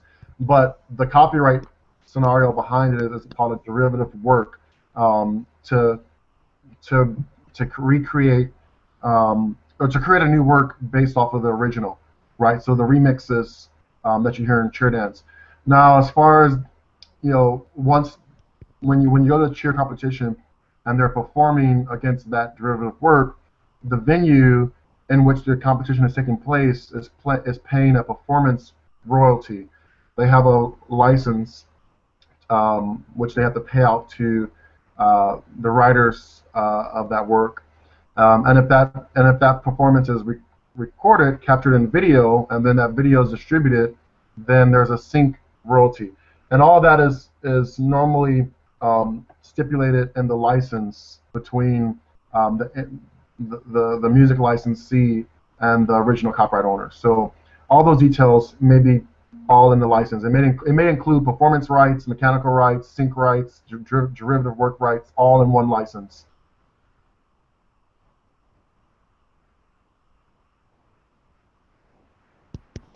You guys hear me? Yep, we got all that. Okay, Morris. I hope that answered your question. He says yes, cheer competition. Yeah. I hope that answered your questions. Who has another question? There's a fellow named Derek. Wright. He posted a long question, bro. That I can't. I'm like, yeah. I'm here. I can ask it if you're ready. Well, real quick, before we do that, because you're on here, there's a couple questions in the chat box. I want to just scroll through really quick before we keep going forward. Let's see.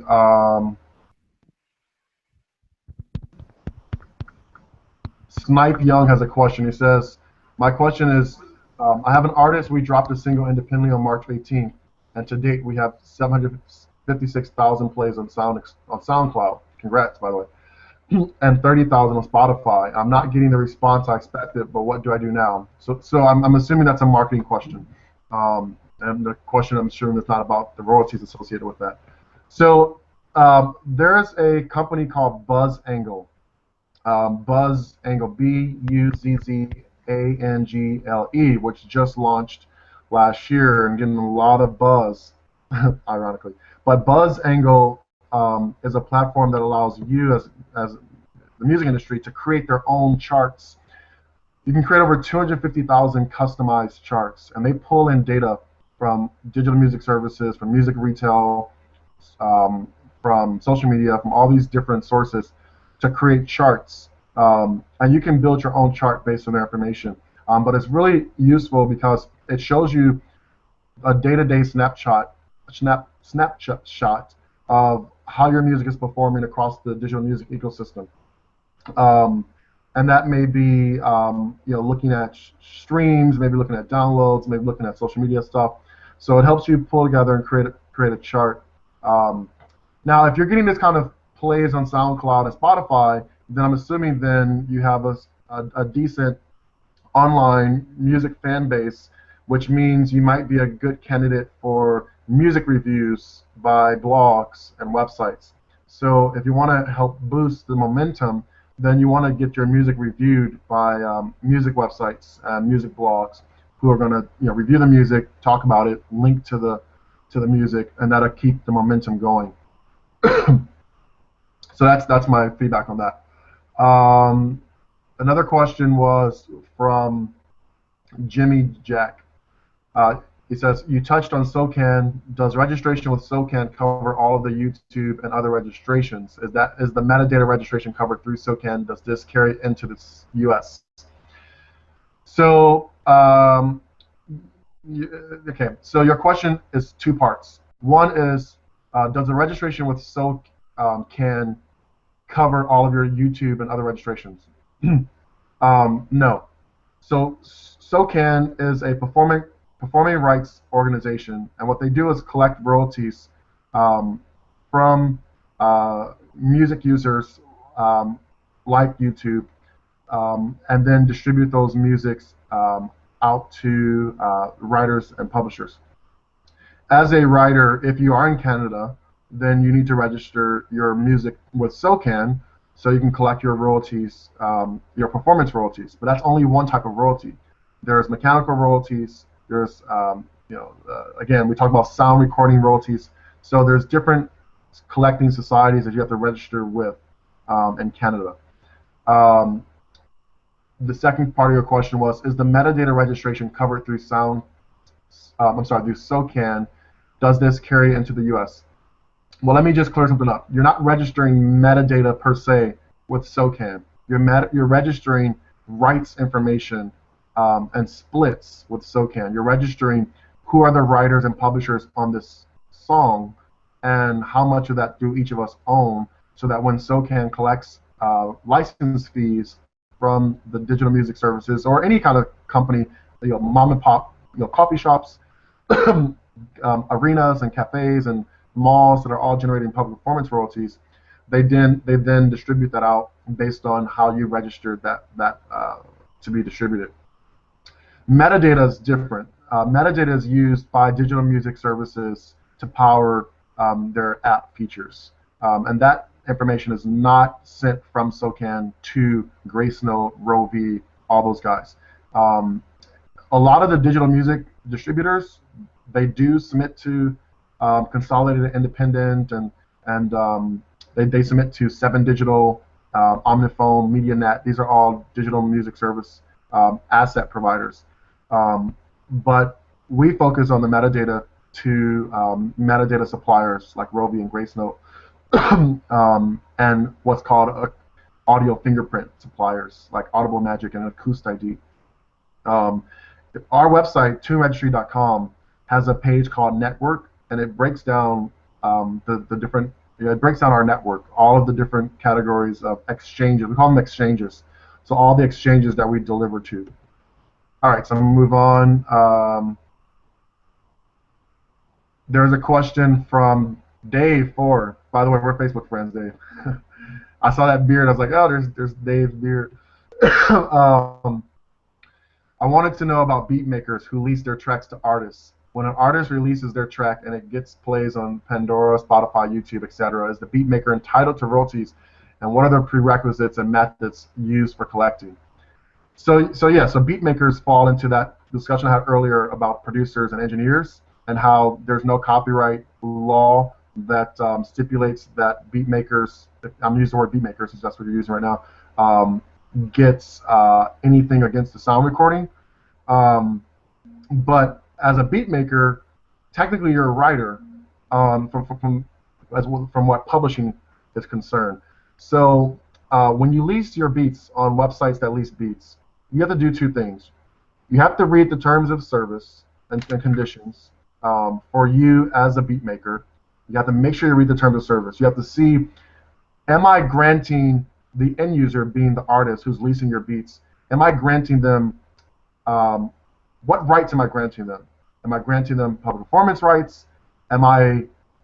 Is this a work for hire? Like, you have to understand, like, what is it that this website is facilitating on your behalf?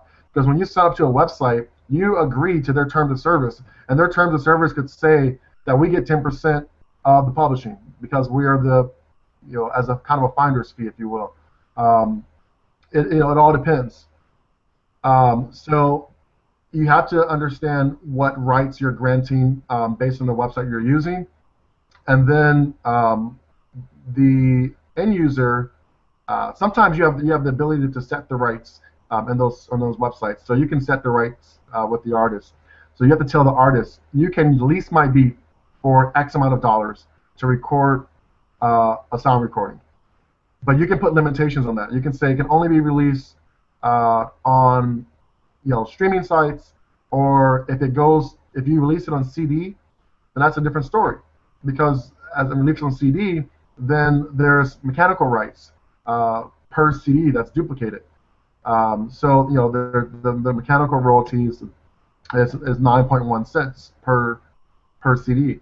So there's all these different components to it. You can get at me directly, Dave. We can talk more in detail about beat makers and those kind of rights. But the number one thing is you have to look at the terms of service of the websites that you're using to lease your beats, and then you have to look at what rights are you giving to the artist. Now, it's important that you know what artist is using your music and where they're putting that music, so that you can follow up and try to collect against your rights. If you still have performance rights in those songs, then if you're with ASCAP, BMI, CSAC, then you should be collecting a check on that. And you need to get a letter of direction for Sound Exchange, because Sound Exchange is not going to just mail you a check because an artist put their song on Pandora that you leased their beat to, because they don't know you exist. So you have to get a letter of direction from that artist when they lease your beats, and that's a huge problem. A lot of these websites that do the beat leasing websites, they don't get involved with your actual music business administration. So they're not requiring these artists who are paying to lease a beats to do a letter of direction, which is required by Sound Exchange to be able to pay you money. So you asked about SoundCloud and YouTube and Pandora. Well, if they're generating royalties against the sound recording, unless that artist completed a letter of direction and has identified you as a recipient of X percentage of the royalties that's generated, then you're not going to get that check. So two things you need to do is make sure you know all the terms of service on the websites you're using as far as what rights you're giving up. You need to see when and where you can limit the rights that you are issuing, and you need to make sure that you're getting a letter of direction from the artists who are using your beats, if those beats are going to be used on recordings distributed to Pandora or any number of the 2,500 services that Sound Exchange license. Okay, Corey asks, when there's time, I would like to know the best way to book festivals. Oh, okay. That's a whole different world. By the way, a lot of conferences like South by Southwest, they have a submission period that allows independent artists to submit to perform. But to book festivals, I mean, it's a combination of three things.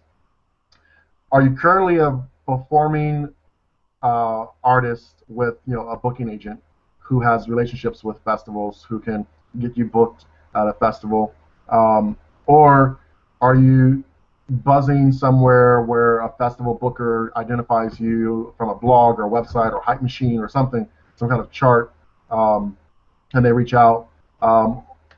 Or sometimes brands might have opportunities as well, like a brand that's sponsoring festivals or a stage might have an opportunity to perform on there. I used to sponsor things when I was the head of marketing at Chic Shoes, and I was able to, like I said before, through politics, get spots for artists that I represented or DJs.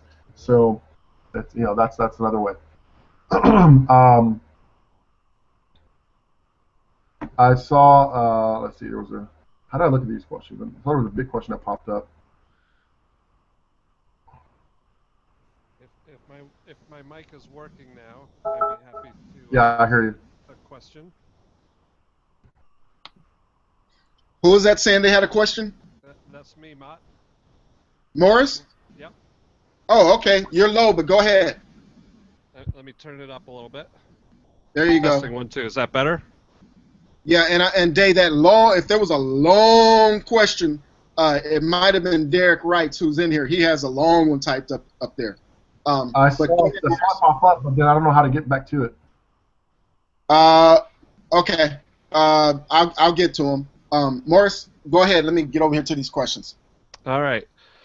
So thanks for addressing what I was talking about with the cheer group. Now this is interesting because it's a very large business, but for the past 10+ years, a lot of them have been using unauthorized derivative work type, remixes that you're mentioning.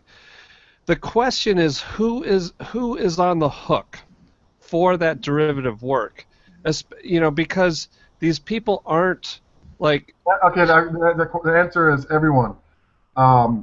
Everyone associated with the cheerleading team that's using that particular derivative work, all the way down to the source that they got it from.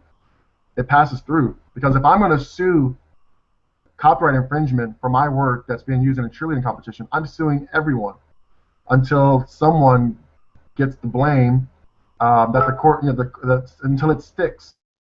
So when copyright infringement doesn't necessarily require me to identify the one and only source, it requires me to kind of throw a net out there and try to collect everyone. So I would sue the director of the team, I would sue the school, I would sue whoever they got it from, like everyone, until it sticks in the court. Now, who's responsible for getting the initial license? Well, the source of the music. It's like if I go to Spotify and I'm playing a song on Spotify, and Spotify did not get a license for that song to be in Spotify, as a music listener, I'm not responsible for that. Spotify is responsible for that because they got the song in the first place. But I'm going to sue, as a copywriter, I'm going to sue the music listener, I'm going to sue Spotify, I'm going to sue everyone until something sticks. Well, suing music listeners is not going to get you very far. They're the RIAA in the 90s. Sure, but yeah, and they stopped doing that because of the huge backlash on listeners. But, but it's not completely gone. There's been some stuff happening. It's switched over now to businesses. Sure. So here's a related follow-up question. Have you heard of the technology that a company called Legitmix uses to kind of get around the derivative works clause? No, I have not. I don't know how you can get around a derivative works clause without a proper license. Well, and this is where this is really fascinating. So they've developed this technology whereby if someone creates a remix, puts it onto their website, identifies, okay, this remix has these 3 copyrighted songs in it, then somebody can buy it, and as long as they themselves own those songs, then their software will digitally recombine those original songs into the remix, and so it seems like that's protected under a personal use. Well, but it's different if you're using it for a competition. That's not personal use anymore. Correct. Correct. So, I mean, they have technology. They're a technology company, it sounds like. They're not a licensing company, so they don't really know the ins and outs of what they're legally doing. Well, they're definitely not a licensing company, but they have worked diligently on these various aspects to try and legitimately work with the labels and licensing companies and so forth. Right. Unfortunately, I'm not that familiar with the cheerleading industry, so I don't want to necessarily spend up too much time on this subject because I'm just, I'll be playing guess. I saw some really pressing questions that I would like to address now that we're hitting hour 2 of this session. Very good. So, Thank but you I appreciate that call. You can send me an email though via my website, and I can probably look more into it. But Max, thank you. Max you had a really good question about your co-op label and if your co-op label can use TuneRegistry on behalf of the labels that you represent. I'm assuming, correct? Yes. Yes, if your labels are not using us as well. So we have different plans. On our website, you'll see it. We have a solo plan, we have a band plan, we have an agency plan. And an agency plan, that's where you'd fall in. Okay. As an agency, you can represent on behalf of others, whether you're representing other publishers like sub-pubs or like if you're a public administrator, if you're representing songwriters as a publisher, representing artists as a label. If you're going to represent multiple labels, then yeah, you can use our agency plan for that. But the challenge is if you're registering a catalog of recordings to SoundExchange on behalf of a label, and then they're doing the same thing, then it's going to be some clash there, potentially. Okay. So if you have a co-op deal with a label and you want to administer on their behalf, then you need to have an agreement with them saying you're going to handle the administration. It's the same thing that a writer has with the publisher. Right. I'm giving you my publishing rights to administer it, which means I'm not going to administer it. Which is why, we have limitations when it comes to our. Like if you're a songwriter and you're signed to Universal Music Publishing, then you're probably not going to use our system, because Universal Music Publishing is already doing what you need to be doing for that part. Although you still could use our system for all the metadata stuff if you're also an artist. So the short answer is yes, assuming that you have certain permissions from the label to administer their catalog through our system. Okay, great. Sure. Now, I had a question. This is more like business oriented, but I'm brainstorming something right now, and I just want to know like what I would need before I get started. I want to have a website like WordPress. I've seen that your website is from WordPress, right? Now, as a feature for like a music player on there, and what I want to do is like I want to help out local artists. I want to be able to like I guess try to showcase some of their stuff on our website. Okay. I'm gonna Is there just anything tell legally? you don't do it. I'm gonna say don't do it. Let me tell you why. I work with so many music tech startups through my role at South by Southwest as a music mentor, through my role as a consultant. If you go to my LinkedIn, you'll see a whole list of startups that I've worked with, and that's just the ones I've actually worked with. There's a lot that I've just kind of mentor, and a lot of companies are creating websites around playlists, curated playlists. They're trying to be tastemakers, or they're trying to promote artists, and I just don't see anyone driving enough traffic for that to be a business or for it to be worth your time. There's so many playlist websites out there that I just don't think another one is going to cut through the cluster of all these playlist sites. I mean, Hype Machine is a big one because they've done a great job of sourcing, of scraping across the internet, looking at music, charting it, and things like that. But there's a lot of curated playlists, websites. Some of them are spin-offs of blogs. Some of them have blogs associated with it. I just don't. I mean, I don't want you to waste your time trying to build a website to promote independent artists via a playlist when there's literally thousands of them out there. And I don't see it as a business. As a business person, I wouldn't invest into it. Yeah. No, it's because like what I'm trying to do, I'm just trying to tie that into what I'm actually like my service is actually going to be music lessons and music education, kind of towards that stuff. But I wanted to just have like a page for like a local artist just to showcase them, like let's say like a weekly thing. Now I was kind of like looking into that, not like really having whole playlists of stuff, just like kind of like a weekly thing, like one artist 1 week, and then just kind of like have a little bio of them, kind of like a little showcase, kind of a little spotlight of them.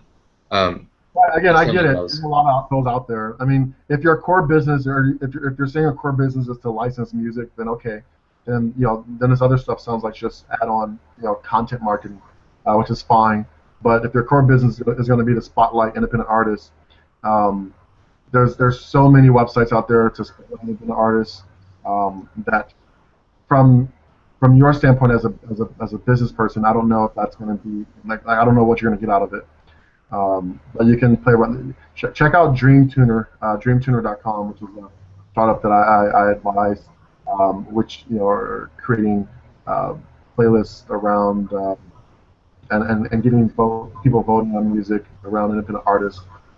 But yeah, I wouldn't recommend starting another site around featuring independent artists. Cool, awesome, thank you. No problem. All right, Derek, you had that long question, but you're now in here. So go ahead and ask. All right, so I'll paste it in the thing too, just so it helps. It's about copyright and ownership of an album I'm about to release. It's a little bit complicated that hopefully will allow you to describe some of the details of the fine print. So there's 13 tracks. I produced and financed the whole thing, so I believe I would own the sound recording copyright on everything. 7 of the tracks I authored the melodies, so I would own the full rights as the performing arts copyright. 4 of the tracks, however, are arrangements I did of public domain traditional melodies from other places, so that's like a separate problem. 1 of the tunes I co-authored with another musician on the track, and then the final track was solely authored by another musician. And I know you can batch register copyright, but there's a lot of rules for that. So you're gonna have multiple registrations for your copyright because of the co-rights and the co-authors. So that's my first response. But you're gonna own all the sound recordings, right? That's my understanding. I mean, I produced it and financed it. Do you have a contract that says you own all the sound recordings? Well, who else would if not me, since it's my album, I produced it. Yeah, but that's not okay. So the way copyright law works is anyone who works on a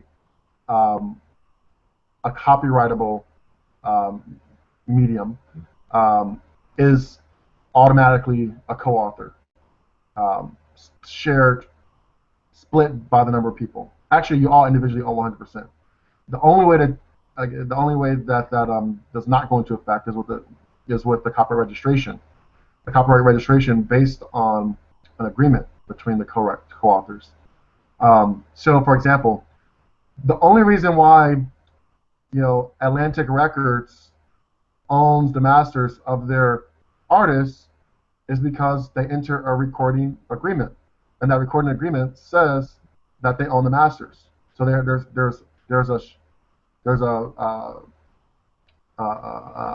regardless of who financed it, it's not about who financed it, right? So it's about who contributed to the creation. So you're expecting to own all the sound recordings because you financed it and because you produced it, but there has to be something in writing for all the performers. If there's any featured performers on there, that says that your company owns the sound recording. Otherwise, they own it too. So that's just one thing. So you said 4 of my arrangements of traditional public domain melodies from other countries. 1 is a melody I co-authored with another musician on the track, although I wrote a full arrangement with a bunch of Brazilian percussion and other elements. Okay, so with public domain registrations, you can only register the new material that you've created. You can't register the original public domain. So that's going to be a separate type of registration. You have to register the work and show that you added something, whether it's an arrangement, if you have a new melody, but if it's based on the public domain work, then you have to also identify the original writers of the public domain work if you can. By the way, in our system in TuneRegistry, we have a public domain section in your catalog that helps you keep track of any public domain works for your songs, and it also keeps track of whether it's an arrangement or an adaptation. Because you said this from a different country, which means it's probably an adaptation and an arrangement, correct? I guess I don't know the legal difference between an adaptation and an arrangement. An arrangement is a musical a musical work. It's a musical contribution where you're changing something up by the melody or something. An adaptation is a language change. Okay, yeah, it's all instrumental. So. Okay. Let's see what else. The last track is a tune wholly written and arranged by the other musician. Okay, so they're the writer, and you're the master recorder. So that's definitely important in that case to make sure you have an agreement that says you own the sound recording. Listen, financing the recording alone is not a legal process of owning the master. Okay, so you have to have paperwork that says your company owns the sound recording. Financing it is not enough. Okay, yeah. I mean, it was a recording project that my fellow musicians worked on, knowing it was going to be my album. But yeah, I should get this in writing. Yeah, but there's no paperwork. Yeah, I get it. Yeah, so at the end of the day, like that's just like, hey, we're going to work on a project together, and then all of a sudden down the road, I'm like, hey, wait, I co-own this, but there was no paperwork. Right. So you have to have paperwork. Okay. In our system in TuneRegistry, we have a document section where you can store all the paperwork associated with your songs and recordings, and you can also add all the songwriters and their publishers and splits and all that stuff in there, as well as identify all the contributors, the credits, and everything. I know you can batch register copyright, but I believe only if the song recording and the underlying authorship of the tracks is the same registration. Yeah, you're going to have a very complex registration. I actually have someone I can refer you to, who's my business partner named Jesse Morris. Excellent. He is a music attorney. He's also the co-founder of TuneRegistry with myself. He's involved with very complex copyright registrations. We are working on integrating copyright registrations in TuneRegistry. It's very complex. You're a great example of that. And this is why we're working on it. So this whole question that you had, if you can send me that in an email, I can introduce you to Jesse. I don't want to spend too much time on this because this is like a whole hour conversation that we can have here. Totally. Thank you very much for your help so far. Really appreciate it. Sure. Okay, I see Max Deering has a question about an engineer, not a producer. Max, do you want to ask your question? Yeah. Essentially, I get a lot of bands that come through. They're looking for something that's just demo quality. They're not going to be under a label contract with the co-op or anything like that. They're just coming in, getting engineering done, and invariably, this is the band with no budget that ends up with everything done, down and dirty or quick and easy, however you want to call it, and their album ends up being picked up by some sort of streaming service or radio, blah, blah, blah. Do engineers ever leave any money on the table because we don't have a contract, even though there is an album credit for the physical product? Engineers leave millions of dollars on the table every year. I'm not sure if you were on the line early on the session earlier when I was talking about producers and engineers. No, I had to step out for a sec. Sorry. So the Recording Academy has what's called the Producers and Engineers Wing. So if you are either a producer or engineer, you should be a member of that, first and foremost. Secondly, the Sound Exchange now has what's called the Creative Affiliates Program, which is a membership for producers and engineers, which they didn't have before. They have it because the Recording Academy, P&E wing, helped them put that together. In order for a producer or an engineer to receive royalties from the sound recording, from the non-interactive performance of a sound recording, meaning the performance of that sound recording on Pandora, on Music Choice, on cable, on Sirius XM, on 2,500 other webcasters, you have to have what's called a letter of direction completed by the artist and delivered to Sound Exchange. It can be delivered, by their manager, by the artist, by you, by your manager, but it has to be completed. It has to do a couple of things. You have to identify the producer or engineer. It has to identify the percentage of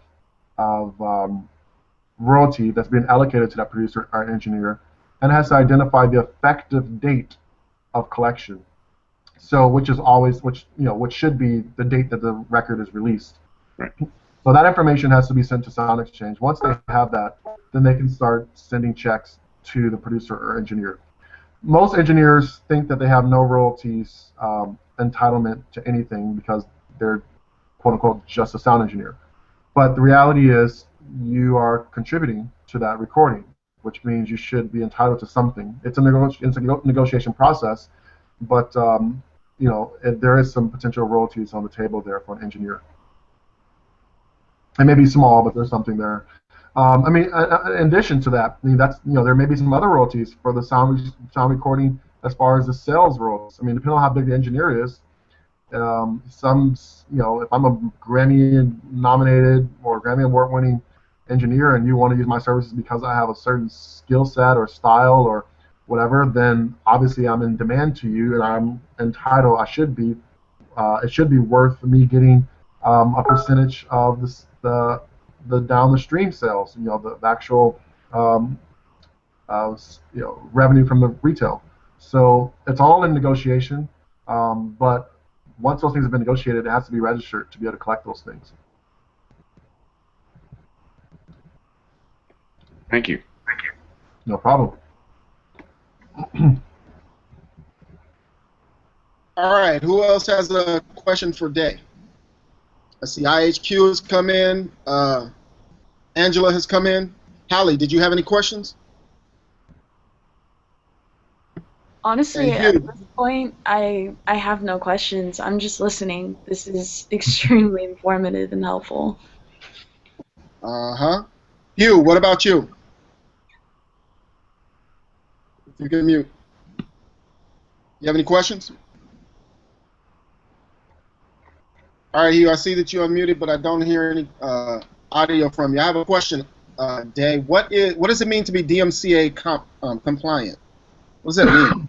All right, so DMCA stands for the Digital Millennium Copyright Act, and this is an act that, with that, in the 1990s, it's the Digital Millennium Copyright Act of 1998, and then there's another act of 1995. Together, those two acts is what creates the performance right in sound recordings that Sound Exchange collects.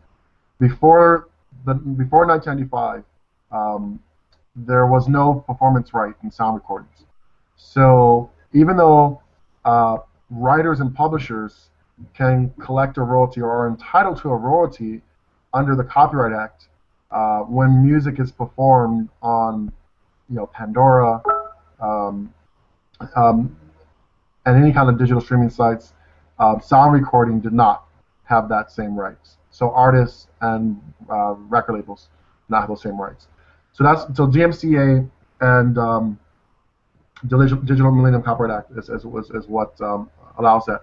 Now I also talk about DMCA in my class for technologists, because if you're starting a music website or any kind of site that uses content, the DMCA compliance means you have what's called safe harbor There's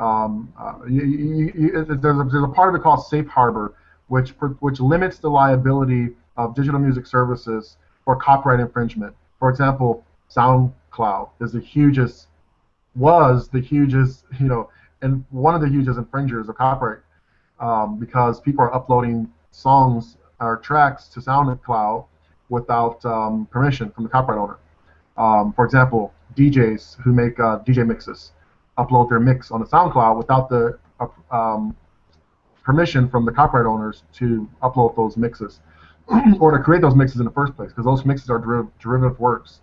So SoundCloud was protected under DMCA, Safe Harbor, which has a whole list of things that they have to do to be protected under Safe Harbor, including takedown notices and a bunch of kind of administrative things they have to do. But what's important for artists to know about DMCA is that it is DMCA that allows for sound exchange to have existed or come about, and that's where you're getting those royalties, non-interactive royalties from. Okay, and Stephanie posted a question on Google+. She says, I'd like to ask a question about music editing software used to produce music. When I write a song and use loops or wave sounds, for instance, PreSonus Audio Box USB has Studio One music editing software with all kinds of sounds and samples to use to make songs. Do I have to credit the creators of those loops or waves and also PreSonus and Studio One as well when I use their clips from Studio One? Just tried to get on the video. I'll wait. No hurries. Thank you both. Okay. My quick answer is I don't know, because I don't know what the terms of service is for the software that you're using. Any software that you use, and this goes back to Dave's question about beat makers and leasing their beats. Now this is the flip side, right? Well, I was talking to Dave as the beat maker who leases his beats, but now we're talking to the artist on the flip side of when they lease the beats or when they get the music.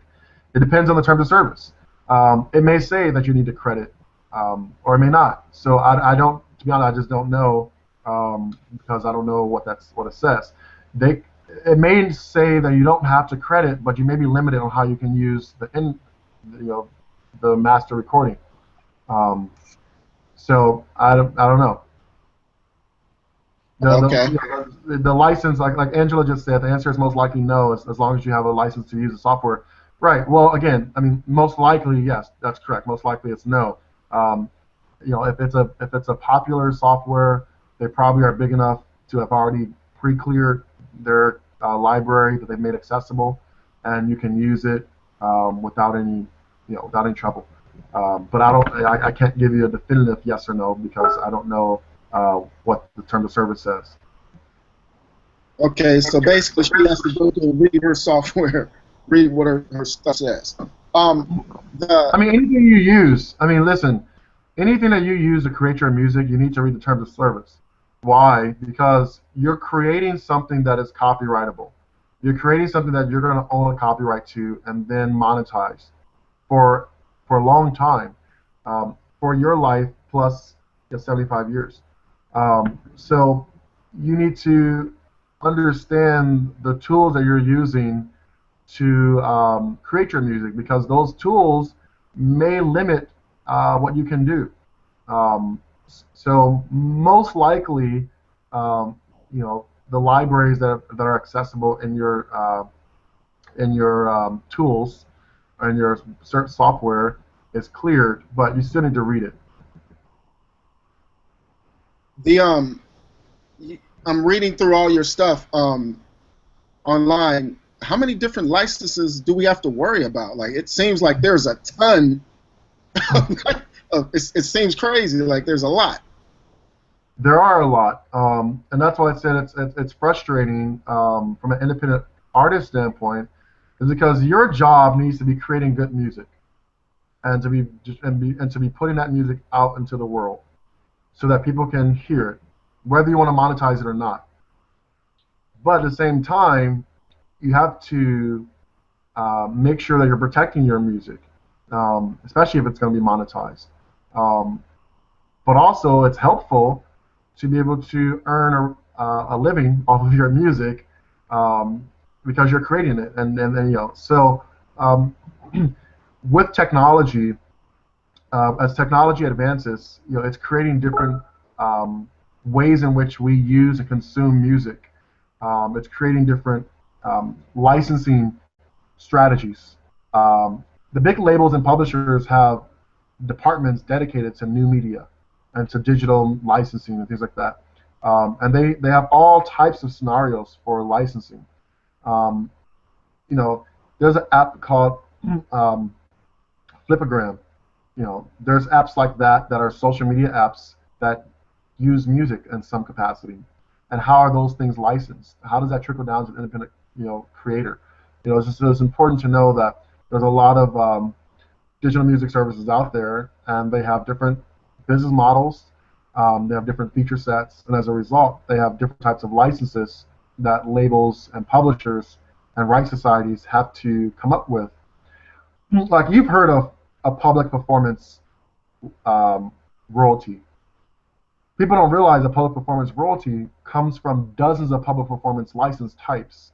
So if Pandora's paying a public performance license fee, they're not paying the same fee under the same terms as Gap retail store chain, which is paying public performance fee for the music played in their stores.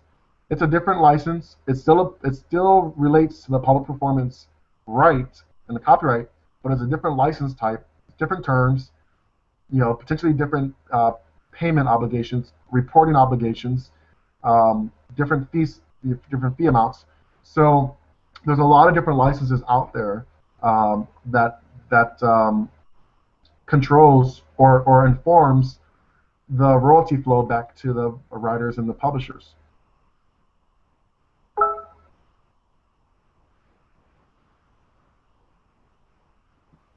All right, I'm going to read. Okay, I've got the feedback. It's a certain person on the internet you might recognize.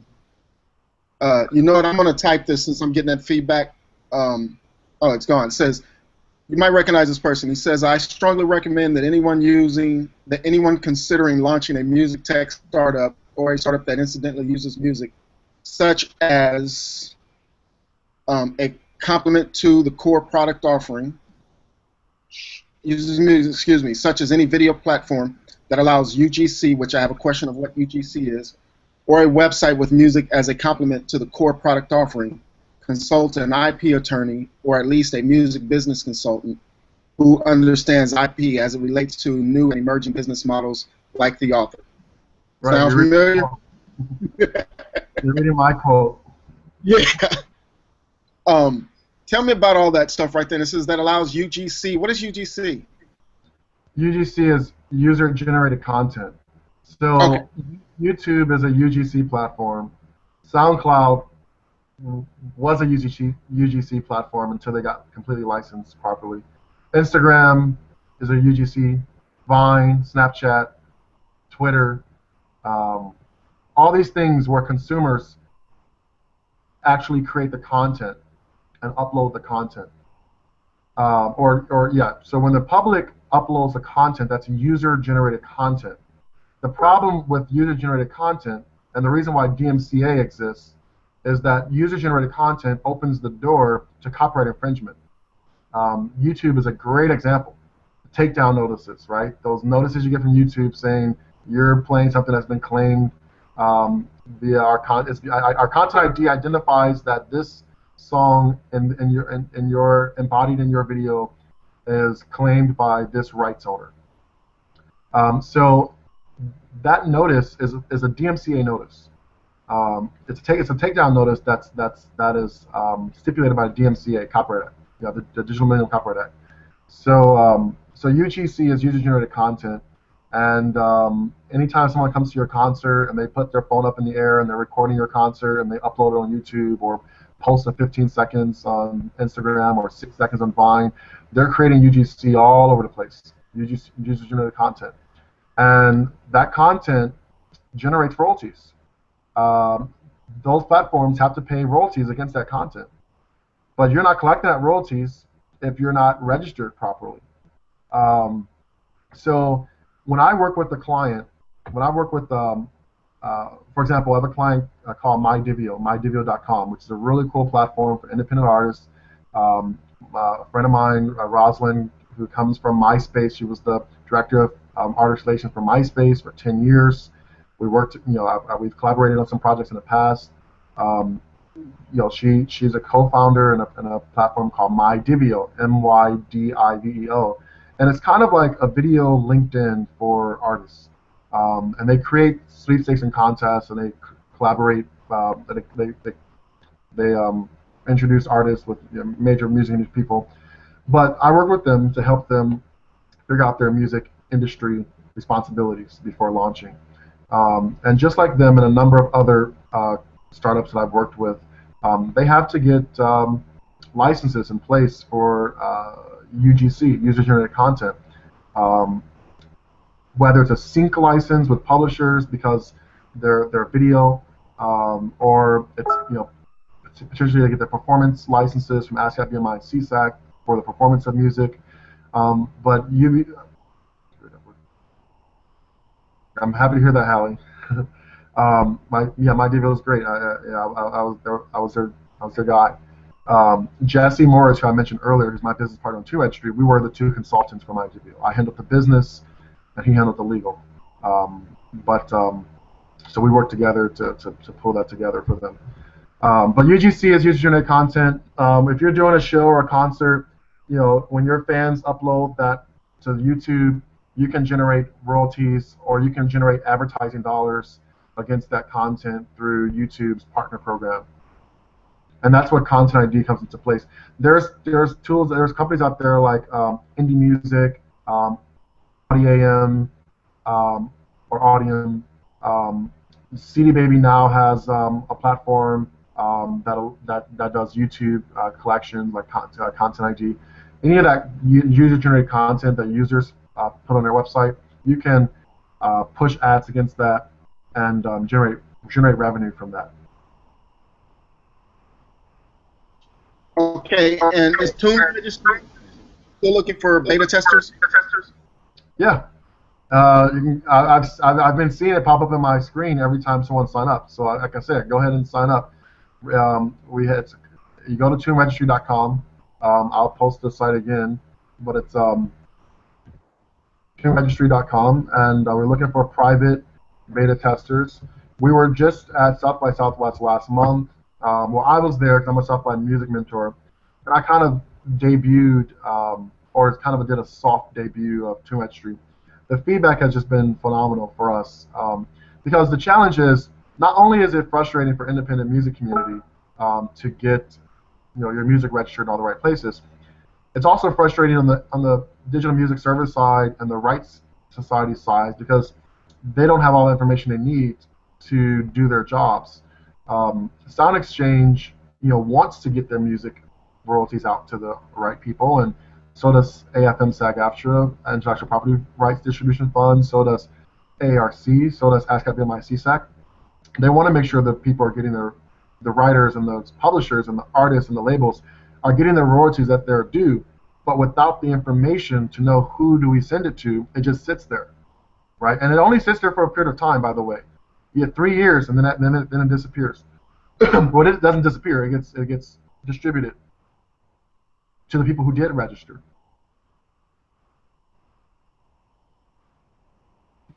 And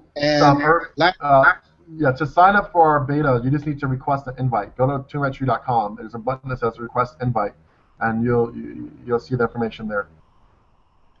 Your next UCLA class is in June, right? So I'm working with the UCLA Center for Music Innovation. I developed a course that I'm teaching at the UCLA Summer Music Innovation Institute, which is open to non-UCLA students as well.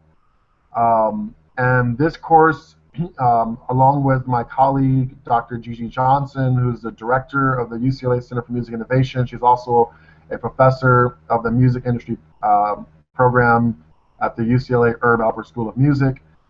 We are teaching a 6-week institute that will look at the future of music, Music 2020, but also look at music and technology and business, the convergence of those things, new music tech startups.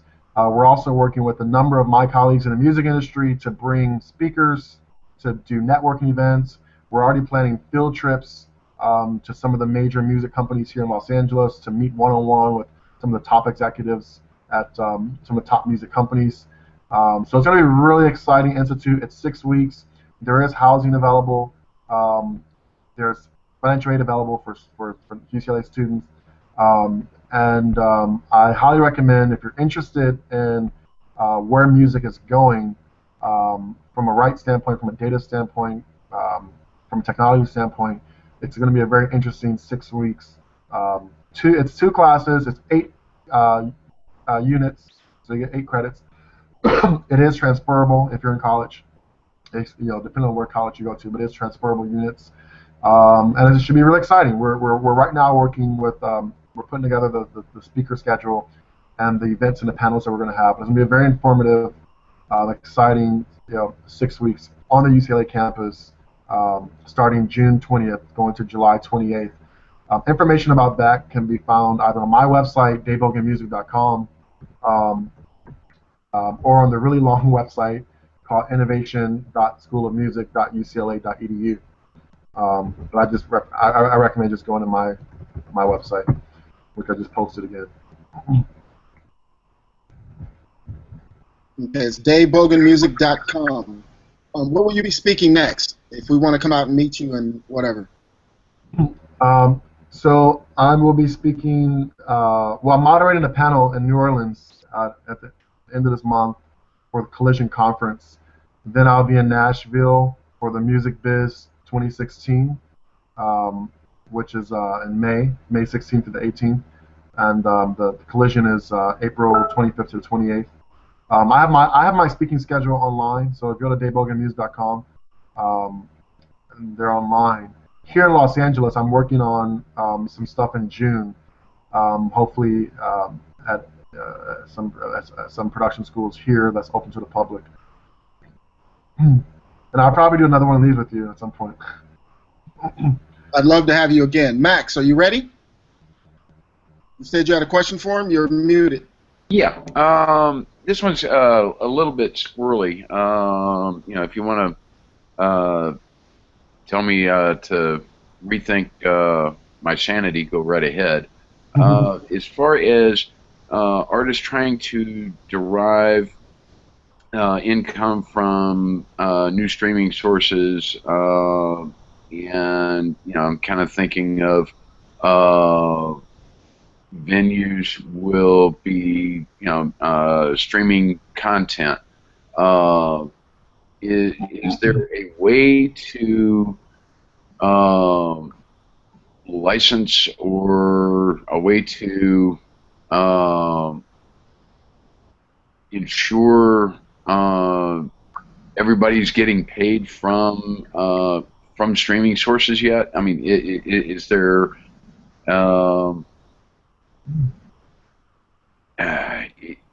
how is that? I mean, is that readily handled? Is it easily handled? So I'm going to try to sum up your question. Your question is, how do you're asking, is there a way to make sure that everyone who's contributed to a work is actually getting paid for their contribution from the services? No. The bottom line is no. There's nothing in place today that in one place shows you that the monies that are generating against a composition or a sound recording is being allocated and paid out to all the appropriate parties. The reason that is happening, the reason why it doesn't exist, is because compositions and sound recordings are 2 different copyrightable assets in the music system. regardless if you own both the copyrights. There's P in a circle, which is for the composition, and there's C in a circle, which is for the sound. I'm sorry. Right, reverse that. P in a circle is for sound recording. C in a circle is for the composition. And different societies are collecting royalties against those copyrights, which requires different people to register. For example, so if I wrote a song that you recorded as an artist, I can't register with Sound Exchange because I'm the writer, and Sound Exchange is only collecting for the artist. If you performed a song, you can't register with that with ASCAP because ASCAP is only collecting for the writer. So there's no system out right now that collects information about the distribution of royalties for each of the what we call in the music industry IPI. It's called the Interested Party Identifier. Right. And it's the IPI numbers, what you get as a writer from your pro. A publisher gets that as well. Artists do not have an IPI number. There's a new number coming out, well, it's already out, called the ISNI, International Standard Name Identifier, which is for artists. We also want to get that for performers, session musicians, producers, engineers, so that, let me give you an example why this is important, this is why metadata is important.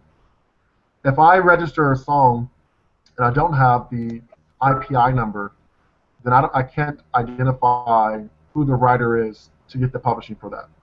The name is not enough, because there's a lot of people with the same name. Right. For artists, let's say you go to Spotify, and you want to search Spotify for songs by Sade. Actually, there was someone early on the call who's on this session who said he wrote he did guitar or something for Beyonce. So let's say you look up Beyonce and you're playing a Beyonce song, and now you're like, oh man, the guitar in this song is really awesome. I want to search by the guitar player. I want to pull up all songs the guitar player played on. That's discovery. That's exposure. But you cannot currently do that because we don't have a system in place to search by a musician, right? So that requires tracking credits. It requires identifying musicians with a unique identifier like an ISNI number. So those are things that we're working on with the various organizations that power these identifiers. TuneRegistry is a ISRC manager. If you go to ISRC, the official ISRC website, you will see us listed. Okay, Our plan is to give free ISRCs to agency plans, who's our AC plan, our band plan. We are also working with the GS1 to be able to supply UPC codes. We want to be able to supply all the music industry codes in one place, because like what you just asked, like, can I go to one place and see this stuff? We want you to be able to get your ISRC code, your ISNI code, your UPC code, to register your IPI code, all these different codes in one place. For some people, it can blow your mind, all these different codes that you need to have and know about your music and the contributors.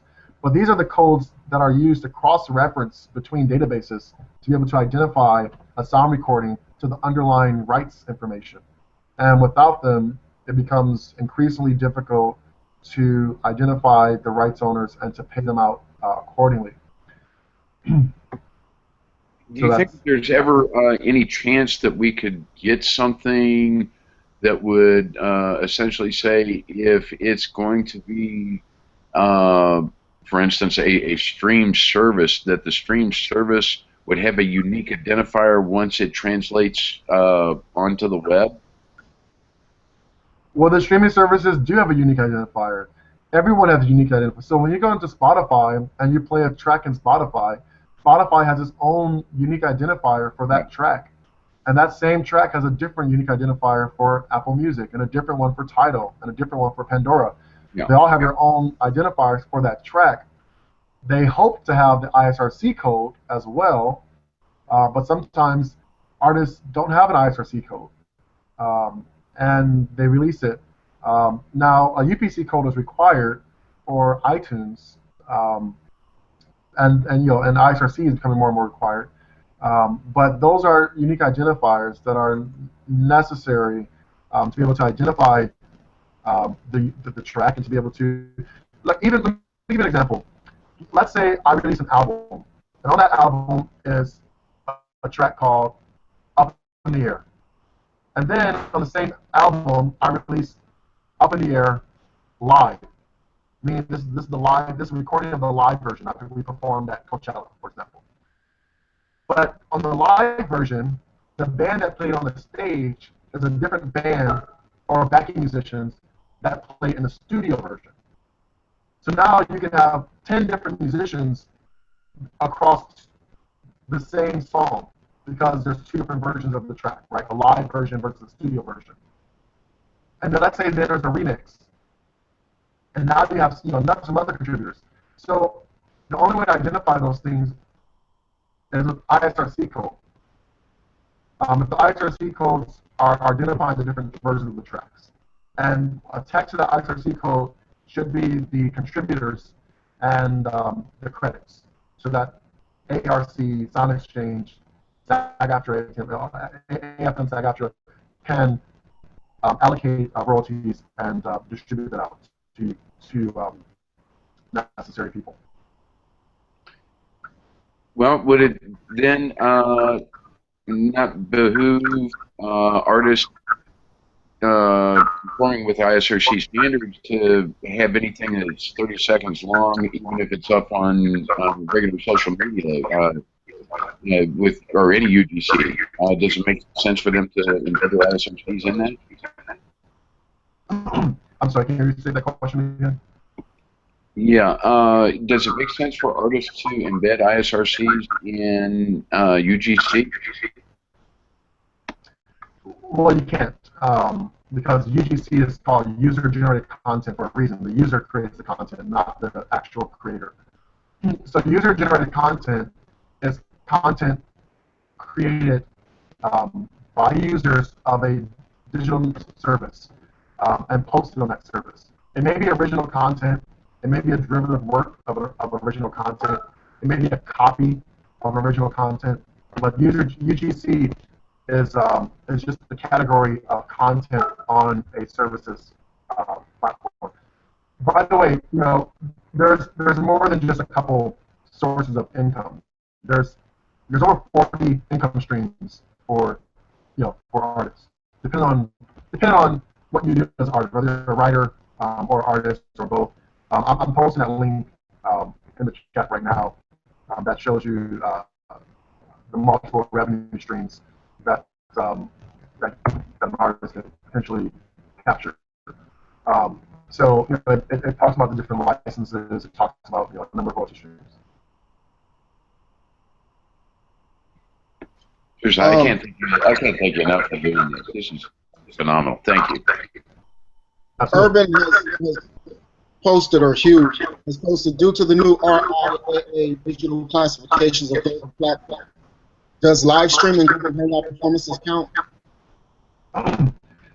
Well, the new RIAA, everyone's not familiar with that.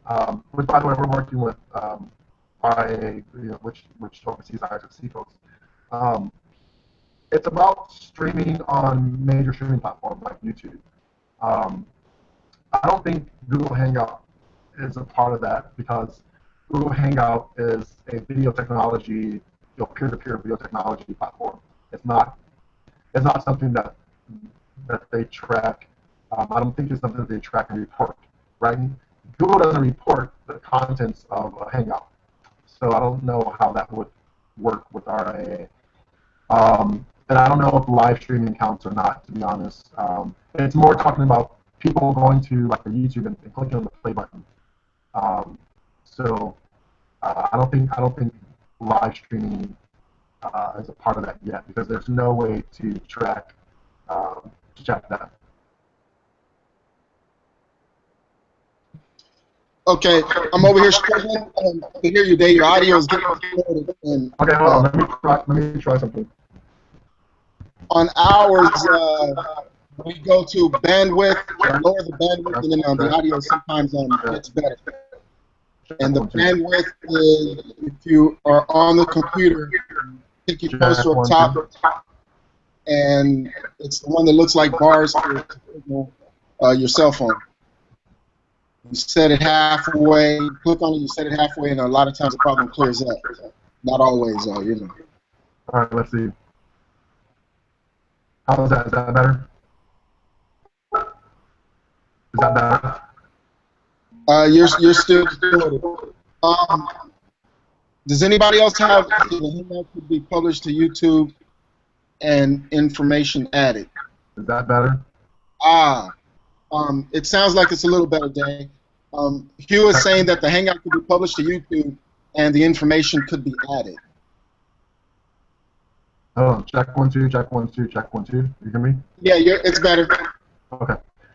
It's a little bit better. Wait, so what question are you asking? I see that there's a question in the chat. Hugh was just saying that the hangout could be added to YouTube and then the information added. Yeah.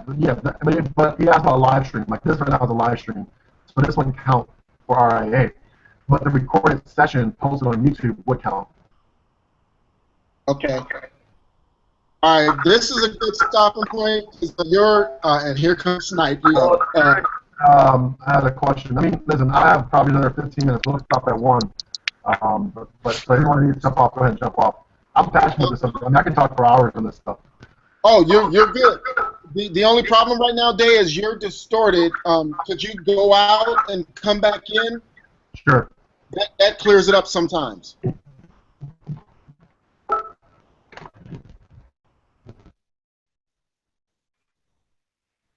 Welcome back, Snipe. Thank you. I didn't think we were going to get you in. Yeah, man, I was watching it on the on my computer as well. So make sure Dae can get back in. He's not tired. He says he can go at least until 1. Okay. So let me try to make sure he gets back in. He is full of information, and he said he can go for hours. I told y'all he's good. Yeah.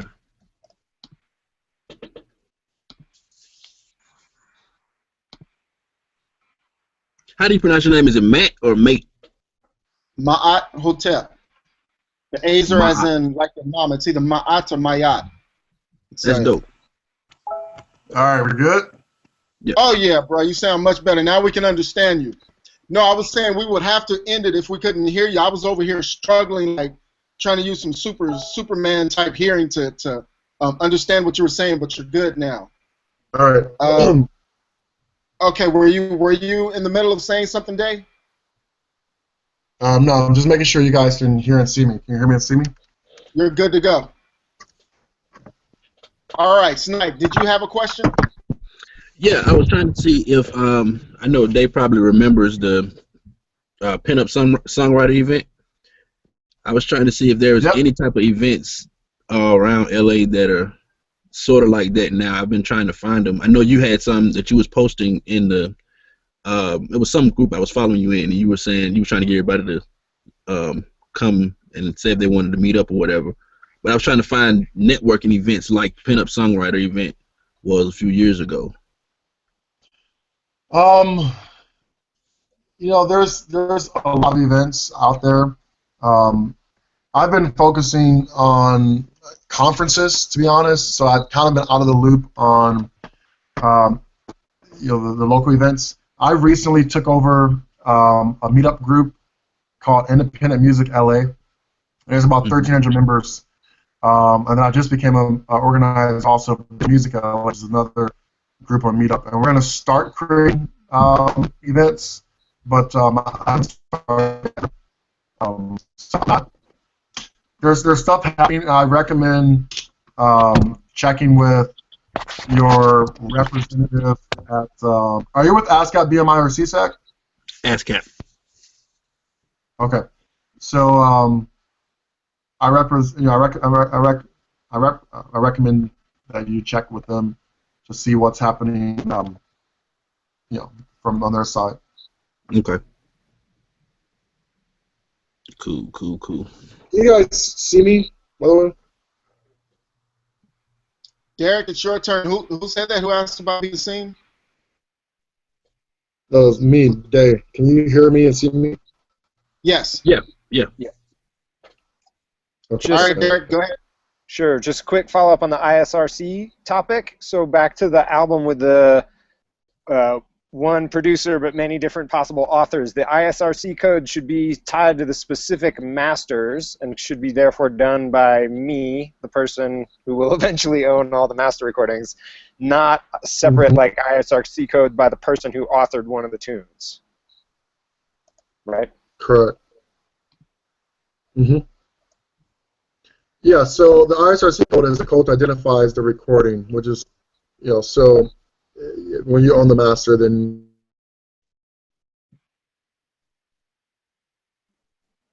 great. Are you there, ISRC code. Hold on one second. We've lost your video, but we're hearing you. You lost my video. I'm like, why is the video? I've had the worst video day. How do I get back into this call? Let's see. All right. Yeah, the ISRC code is international standard recording. Should be assigned by the recording, the master owner. So that would be on the master.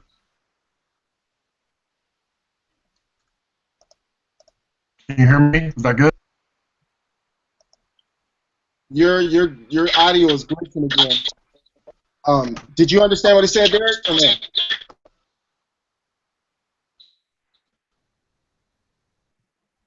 Yeah, I got it. Thank you. Hey, Dae, I'm going to start setting up hangouts where we songwrite on. It's the thing where it's instead of talking about songwriting, we're going to do it for training and practice. Are there any issues I need to worry about?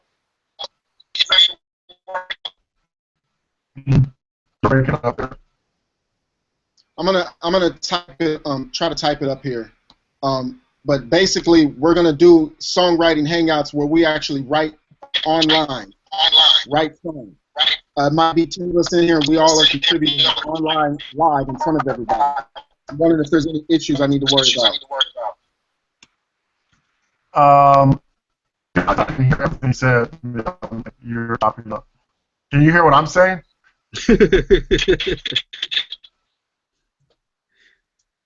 Google Hangouts had enough of this almost 3-hour session. Repeat that one more time for me.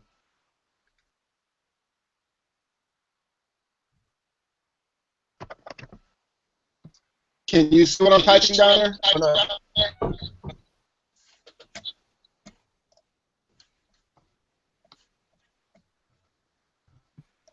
We're gonna set up. What you're saying. We're gonna do Google Hangouts that are songwriting. Songwrite live on air. So say there's 1, 2, 3, 4, 5, 6, 7. Say there's 7 of us in here. We all start songwriting together in a Google Hangout live on air. What issues do I have to worry about? Well, besides people still what you're doing. Well, so you're saying you're in a songwriting session with multiple players on Google Hangouts? Is that what you're saying? Yes, live on air. Well, I mean, you have to worry about people stealing it, and then you have to worry about how you register copyrights. I mean, my thing is if you're doing it live, then it's not to worry about people stealing what you're coming up with. Other than that, it's just like how you register the copyrights for that later on. Okay, yeah, the whole point of it is instead of us just talking about songwriting, we're going to actually do it. It's part of how we're going to try and demonstrate by doing it. But okay. The audio is getting real bad. If anybody has Yeah. anything, you better get it in. It's 12:55. I think it's We're almost out. I'm gonna try to get back. in. It's 12. Okay. Okay.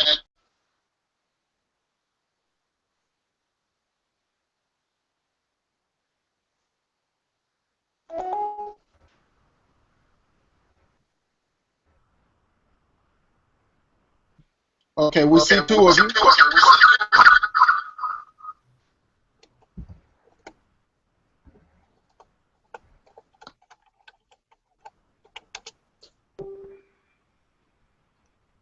All right, are you there, Dae? All right, can you hear me? Yes.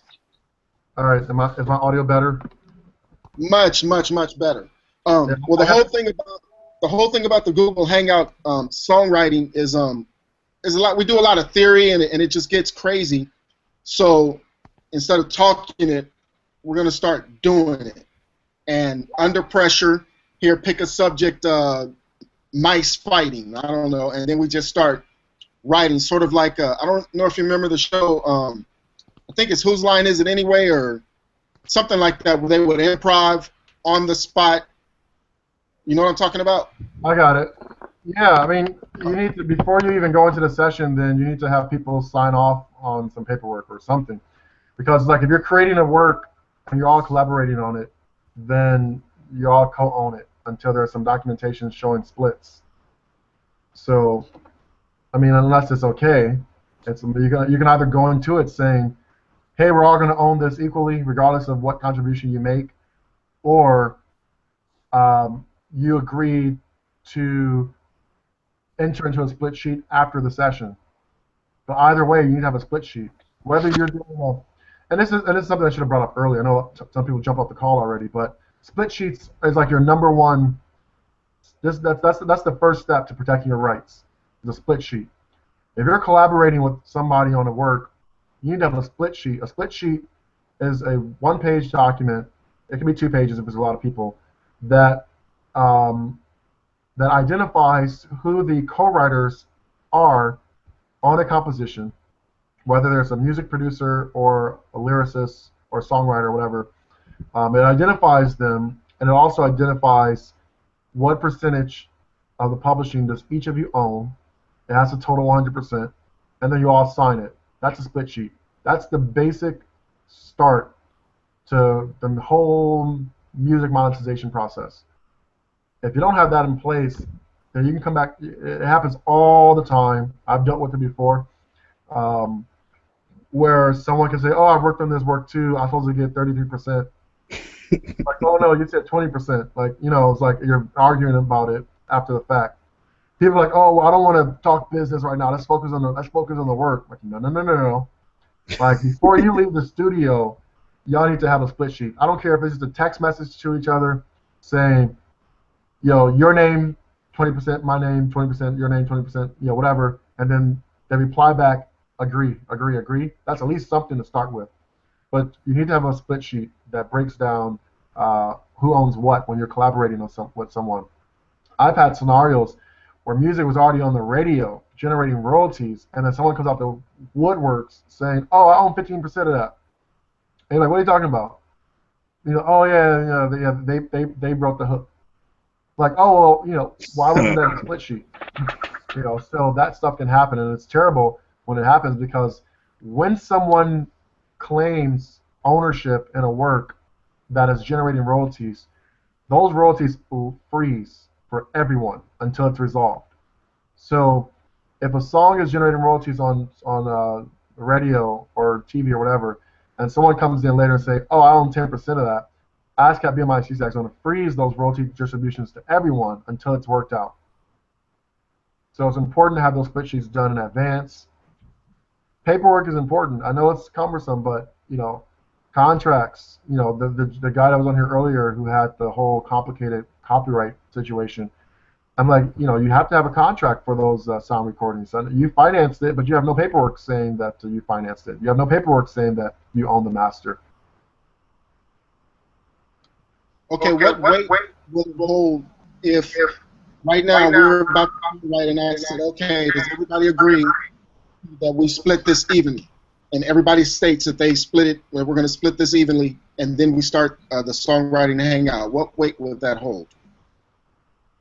If you split it equally and you have a written agreement or some kind of documentation, then you're good. Like if you say that in your Google Hangout and everyone agree on it and you see their face and they agree and that's documentation, yeah, that can be used in court if necessary. But it's better to have some kind of paperwork. You can even use a Google form and have everyone log in to the Google form, type their name, the last 4 digits of the social security number and the address, and a date, and try to use that as an. But you need to do something in writing. You said a Google form. Okay, I'm ignorant right now about this. What do you mean a Google form?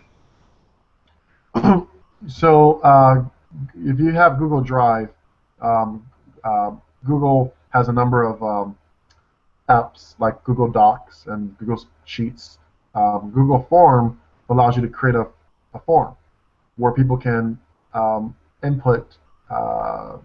They can respond to that form. So that's one thing you can do is like create a form and then send that form out to the Hangout members. But I mean that's not the preferable way. The preferable way is to have them sign something. Use DocuSign or something to have a legitimate signature on a contract. But whatever you can possibly do is better than nothing. Okay, and you said DocuSign, is that a digital thing?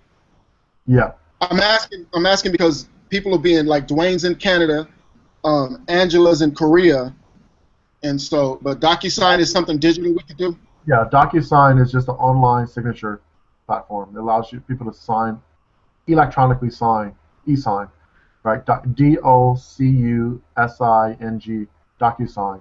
It's also an app in your Google Drive, but it's called DocuSign, and it allows you to sign documents electronically instead of having to get a paper doc. If someone is coming in from Korea, like Angela, to co-write on a session with you on Google Hangout, then she needs to sign the split sheet. You're not going to wait till you fax over something to Korea. You can use DocuSign, so you can do it immediately online. Okay, perfect. That answers my question. I was really worried about that. Well, Angela had brought it up, and Dave Hampton had brought it up, that if we're going to do something online, that we better get some paperwork. DocuSign, and that allows your people to electronically sign. Okay, I'm on that then. I do have the Google Drive. I just downloaded that stuff on some of my computers, like this little iPad. So thank you. Does anybody else? Oh, it's just you and I. Everybody else has dropped out for some reason. We just started dropping out. Like kicked it or something. I'm not sure. Oh yeah, I actually need to wrap it up now. It's 1 o'clock. Yeah. But I'll do another one of these. Is there anything that you want to put out, information about you, information where you want people to go look up anything before we head out? Anything that we missed? My recommendation is go to my website, daeboganmusic.com, DAEBOGANMUSIC.com. That's my kind of online hub for everything I do. Also, Dae Bogan Music, that's my Facebook, that's my Twitter, that's my Instagram, like everywhere, Dae Bogan Music, you'll find it. From there, you can, from my website, daeboganmusic.com, you can link off to anything I'm working on. All right, Bill? Hey, I was listening in the whole time. I didn't really have any questions, but thanks a lot. That was a lot of great information, and it's a lot of stuff for us to go ahead and do a lot of research on. Appreciate it. Yeah, absolutely. Hey, I knew a hangout with you would be awesome. The first time I saw you at Game Changers, I had no idea who you were. You started speaking, everybody shut up. I started recording some of it, and then I came up, I approached you afterward, and you gave me the craziest look, like, man, I don't know who you are. I mean, you were cool, but the stranger comes up talking to you about, yeah, I'd like to have you as a guest, and you looked at me like, who are you, bro? I don't know you. Exactly. But I've been wanting you on ever since then. I'm glad to have had you on. I like good content, and you, like I said, talk stuff that we're totally clueless about, many of us. So I appreciate it. Like I said, I'm definitely I love doing these things. I can talk about this for hours. If I didn't have to go right now to the to a session, I'll be like, hey, let's do 3 more hours. You know, this is something I'm passionate about, you know, thanks for having me, and I'll be around to do another one if you need to. Would love to have you again. All right, everybody, we're out. Those who didn't get to come in, I apologize. He said he'd come back sometime and do another one. There you get the last word, and then we're out. Definitely check out TuneRegistry. You know, we're building TuneRegistry for the independent music community. We've spent a year working with the rights societies and the metadata services and all the different companies to try to pull together in one place all of your music business catalog administration. We are not a publisher, so we don't take any of your publishing. You keep 100% of your rights. You receive 100% of your royalties. We don't distribute royalties. We don't collect royalties. We are a registrar. So through our system, you can register your works across you know, the U.S. rights societies, the metadata services, and some other business services. And most importantly, you know, our music business catalog is a very robust catalog platform that helps you manage and organize your catalog the way that the music industry looks at music. If you're using generic file storage sites to manage your catalog, folders and files, that's it, that's not enough. So, you know, use our system. Our catalog plan starts at $5 per month, then it goes up from there. So, you know, if you just want to manage your catalog, which means managing the information about your songs, the writers, the splits, the publishers, the artists, the labels, the credits, all that stuff, you can use our system for that. And then from there, you can access our registrations module to register your catalog into the music industry. So that's how it works. So check out TuneRegistry.com, sign up for our private beta, and you know, I hope you give me some feedback on it as well. We're open to getting feedback. You can email us hello@TuneRegistry.com on suggestions or feedback or comments or whatever. That's it. All right, thank you, Dae. All right, everybody, we're out.